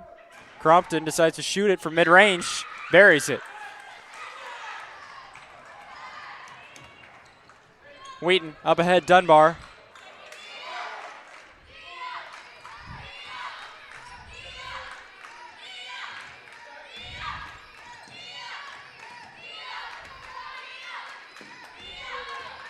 Wheaton back, Dunbar for three.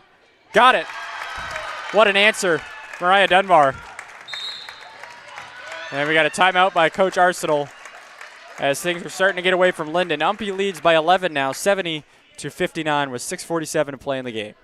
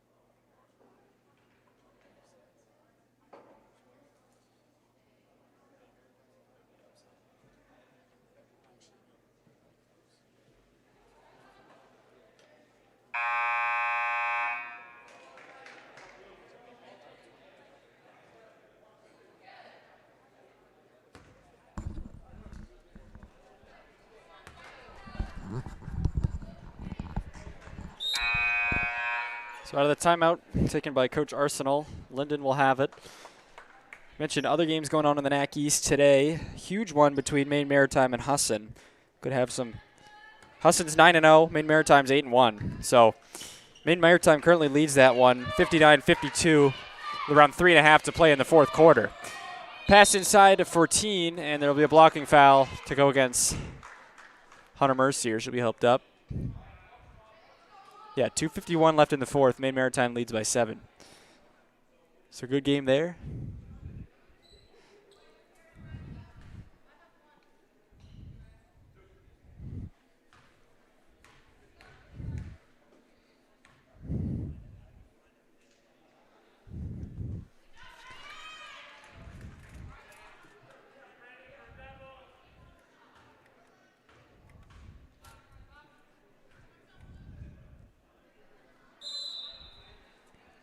And not sure what that was. They count it. 70-61.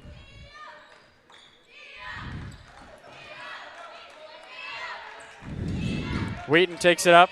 Trapped by 3 Lyndon defenders. Gets it to Musselman. Musselman low look pass out to Espling. She throws it way over to Dunbar. Now back to Dunbar.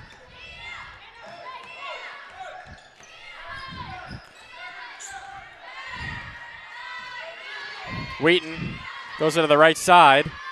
Lobs to Espling. Espling gets the baseline. Little baby jumper to go. Back up 11 are the Owls. Crompton hesitates. Inside finds Selena Porter. Wheaton all the way up to Espling. Slip free again. Paige Espling finishes.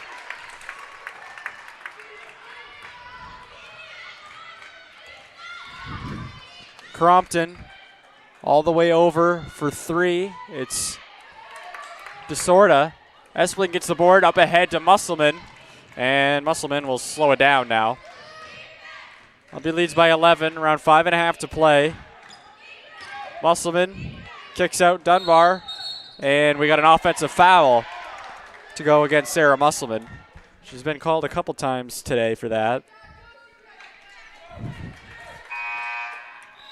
Right now, Paige Espling kind of taking the game over as far as scoring-wise for UMPI. She leads UMPI with 19 points, season high.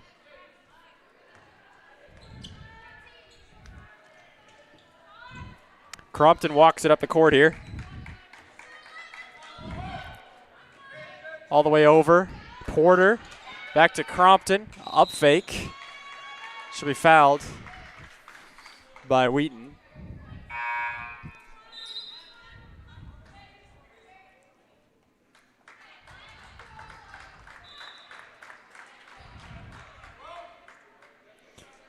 Now, an interesting thing about this Maine Maritime Husson game I keep talking about, I know it's not the game that's playing right now, but Husson beat Maine Maritime by 33 points the first time they met. Right now, Maine Maritime leads them by 7 with 2 minutes to play. So there's been a lot of parity like that in the NAC this year. Teams will get beat up one day and then turn around and then beat them the next, you know. Should Maine Maritime get that win, they would be tied at the top of the NAC East with Husson at 9-1. Then there's going to be a blocking call here to go against Rianne 14. That's not sure if that's her third. That's her 5th. That'll be it for Rianne 14. She's going to finish today with 22 points, leading her team, and 15 rebounds. Huge loss there. Also went 12 for 13 at the line. She'll exit with 5:10 left. They get it into Dunbar. Dunbar traveled.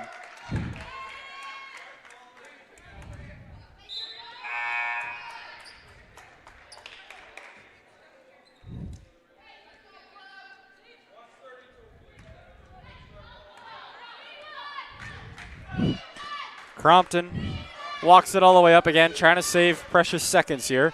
5 minutes to play. Crompton swings it over. Pimentel back out. Crompton Drives, puts up a really tough shot. No good, rebounded by Dunbar. Dunbar tries to find a guard. She'll be fouled by Crompton.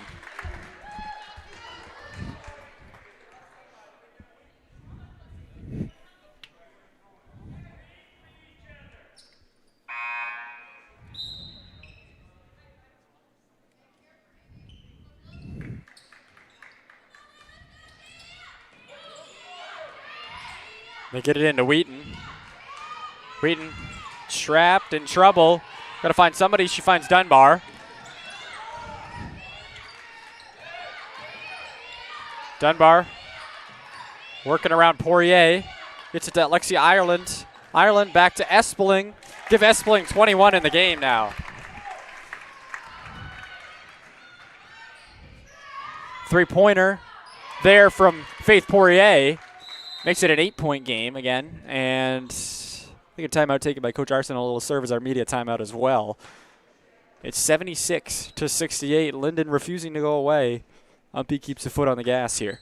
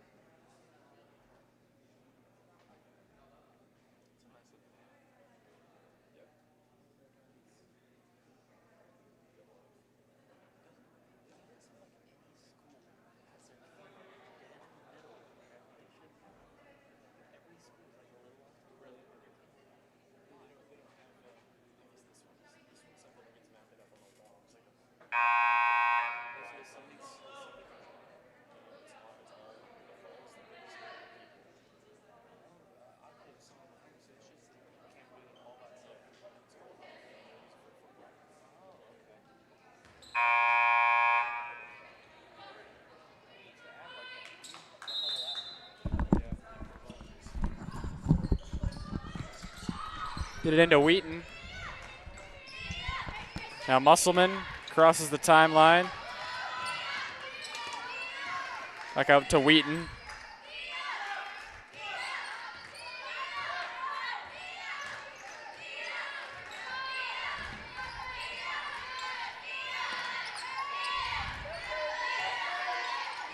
Inside Ireland, great pass from Emily Wheaton to Lexi Ireland. Makes it a 10-point game. 78-68, Crompton.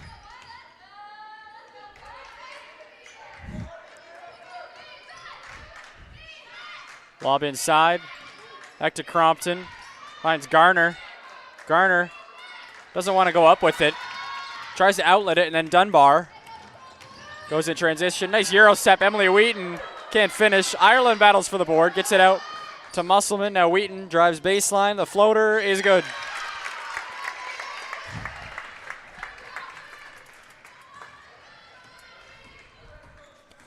DeSorda tries to kick it out. She does to Selena Porter. Porter puts up a baseline J. Swish. 80-70. Musselman gets it poked away. Crompton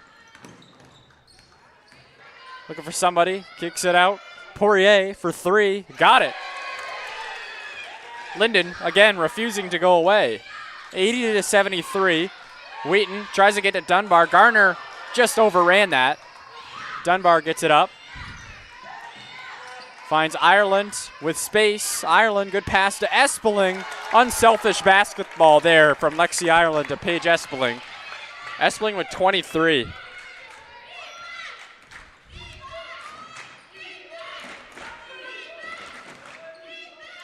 Shot from the free throw line is good from Selena Porter. Back to a 7-point game, excuse me. Musselman gets it to Wheaton. Lyndon still trying to press here, create some turnovers. Wheaton gets it back to Dunbar. She puts it on the floor before she traveled. Dunbar guarded by DeSorda. Back to Wheaton. Wheaton drives, goes up, draws the foul by Leah Crompton. Crompton puts her arm up in the air after that foul like it's the 1960s or something. They used to do that. They did. If you've seen the movie Hoosiers, every foul, no matter how bad of a call you thought it was, you got to put the hand up. Take responsibility, as Leah Crompton just did there. So it's final down at Maine Maritime. They pick up the 10-point win, 68-58. Husson suffers its first loss. First NAC East loss of the season. So now they're both 9-1 at the top of the NAC East. So we'll see who ends up getting the 1 seed. I'm not sure of the tie-breaking procedures. Emily Wheaton hits both of them. 84-75. Under 2 minutes to play. Crompton with some urgency. Hands it to Porter. Back out to Pimentel. Inside. Tried to get it to Porter. Espling tips it away.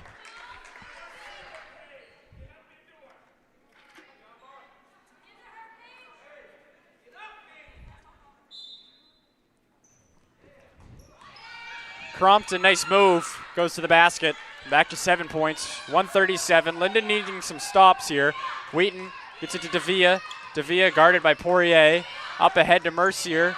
Mercier's just going to dribble it around, going east-west here. Back to Wheaton. Try to kill some clock here. Wheaton passes inside. Espling able to get it back over in the left corner. Floats it back to Wheaton. Wheaton's got 7 to shoot. Dribbles by, puts up the runner, and they call a block on Selena Porter.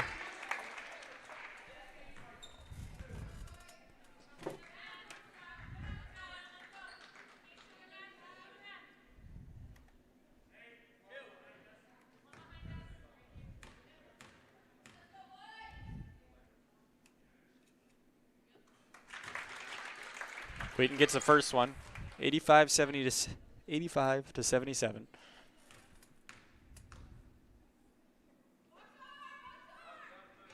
Gets a second as well, and now with 86 points, that's a season high for the UMPI women. Most they've had since the first game of the season here at home against Fort Kent. Crompton walked it up, now swings it over. Poirier for 3, it's too strong. Rebounded by Lexi Ireland. Dunbar. Gets it to Davia. Davia over to Wheaton. Back to Dunbar. UMPI's going to slow it down here. Up by 9, under a minute. Poirier's going to foul Davia.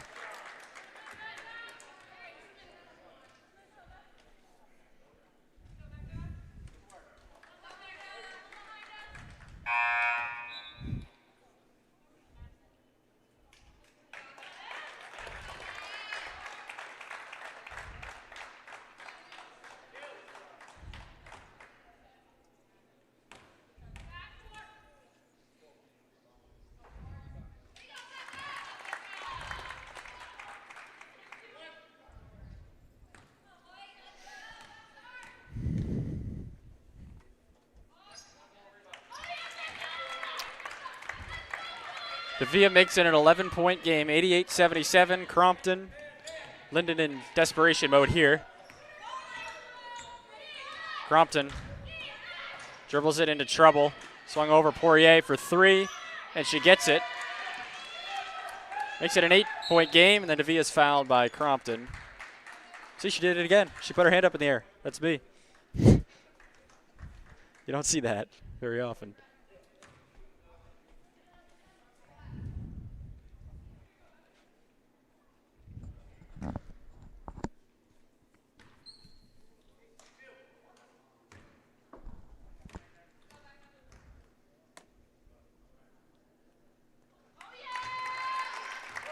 Davia hits the first, 89-80.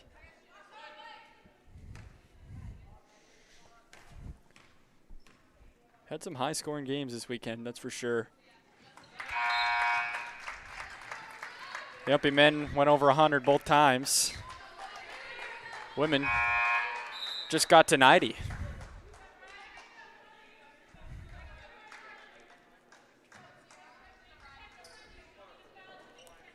90-80, Crompton.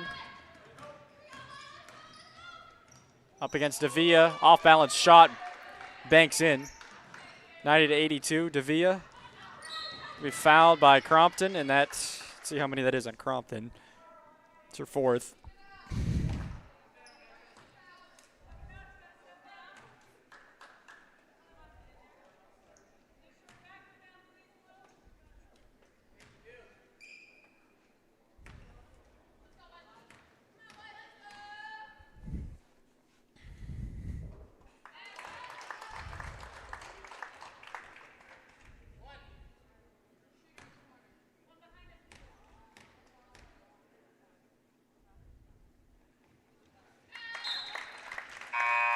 Davia, good job at the line, hits both. 92-82, Autumn Paul checks in.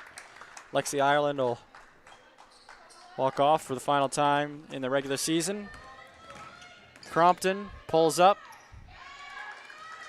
gets it. Immediate foul on Rebecca Davia. She's gonna get some free throw practice here in the last minute or so. 15 seconds remain.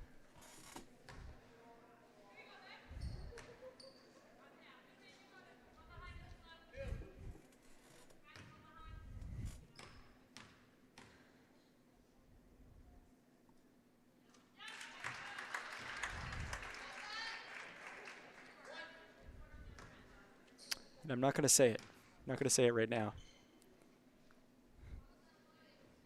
She gets it. So Davia's 9 for 9 from the free throw line tonight. Didn't want to jinx it there. Crompton goes up over Davia. No good. Davia pulls it down, and that will do it. She runs out the remaining seconds. UMPI sweeps the weekend here against Lyndon. The women pick up a 94-84 victory. And man, do both of these teams have a lot of momentum going into the postseason. UMPI will finish the regular season with a 12-9 record, 4-5 in conference play. We'll see if they end up being the 4 or the 3. Either way, they'll be at home on Tuesday night. So we'll go down through the scoring totals. For Lyndon, Leah Crompton had 26. She led the game. Rianne 14 with 22. Selena Porter with 12. Faith Poirier with 9. Sage Smith with 8. Nia Gardner with 4. And Arias Pimentel with 3. And then for UMPI, they were led by Paige Espling with a season high, 23. Rebecca Davia with 17. Emily Wheaton with 16. Alexi Ireland with 12. Jaleisha McGee-Hodges with 9. Sarah Musselman with 8. Mariah Dunbar with 6. And Hunter Mercier with 3. So UMPI again pulls out the 94-84 victory. The men earlier won in overtime.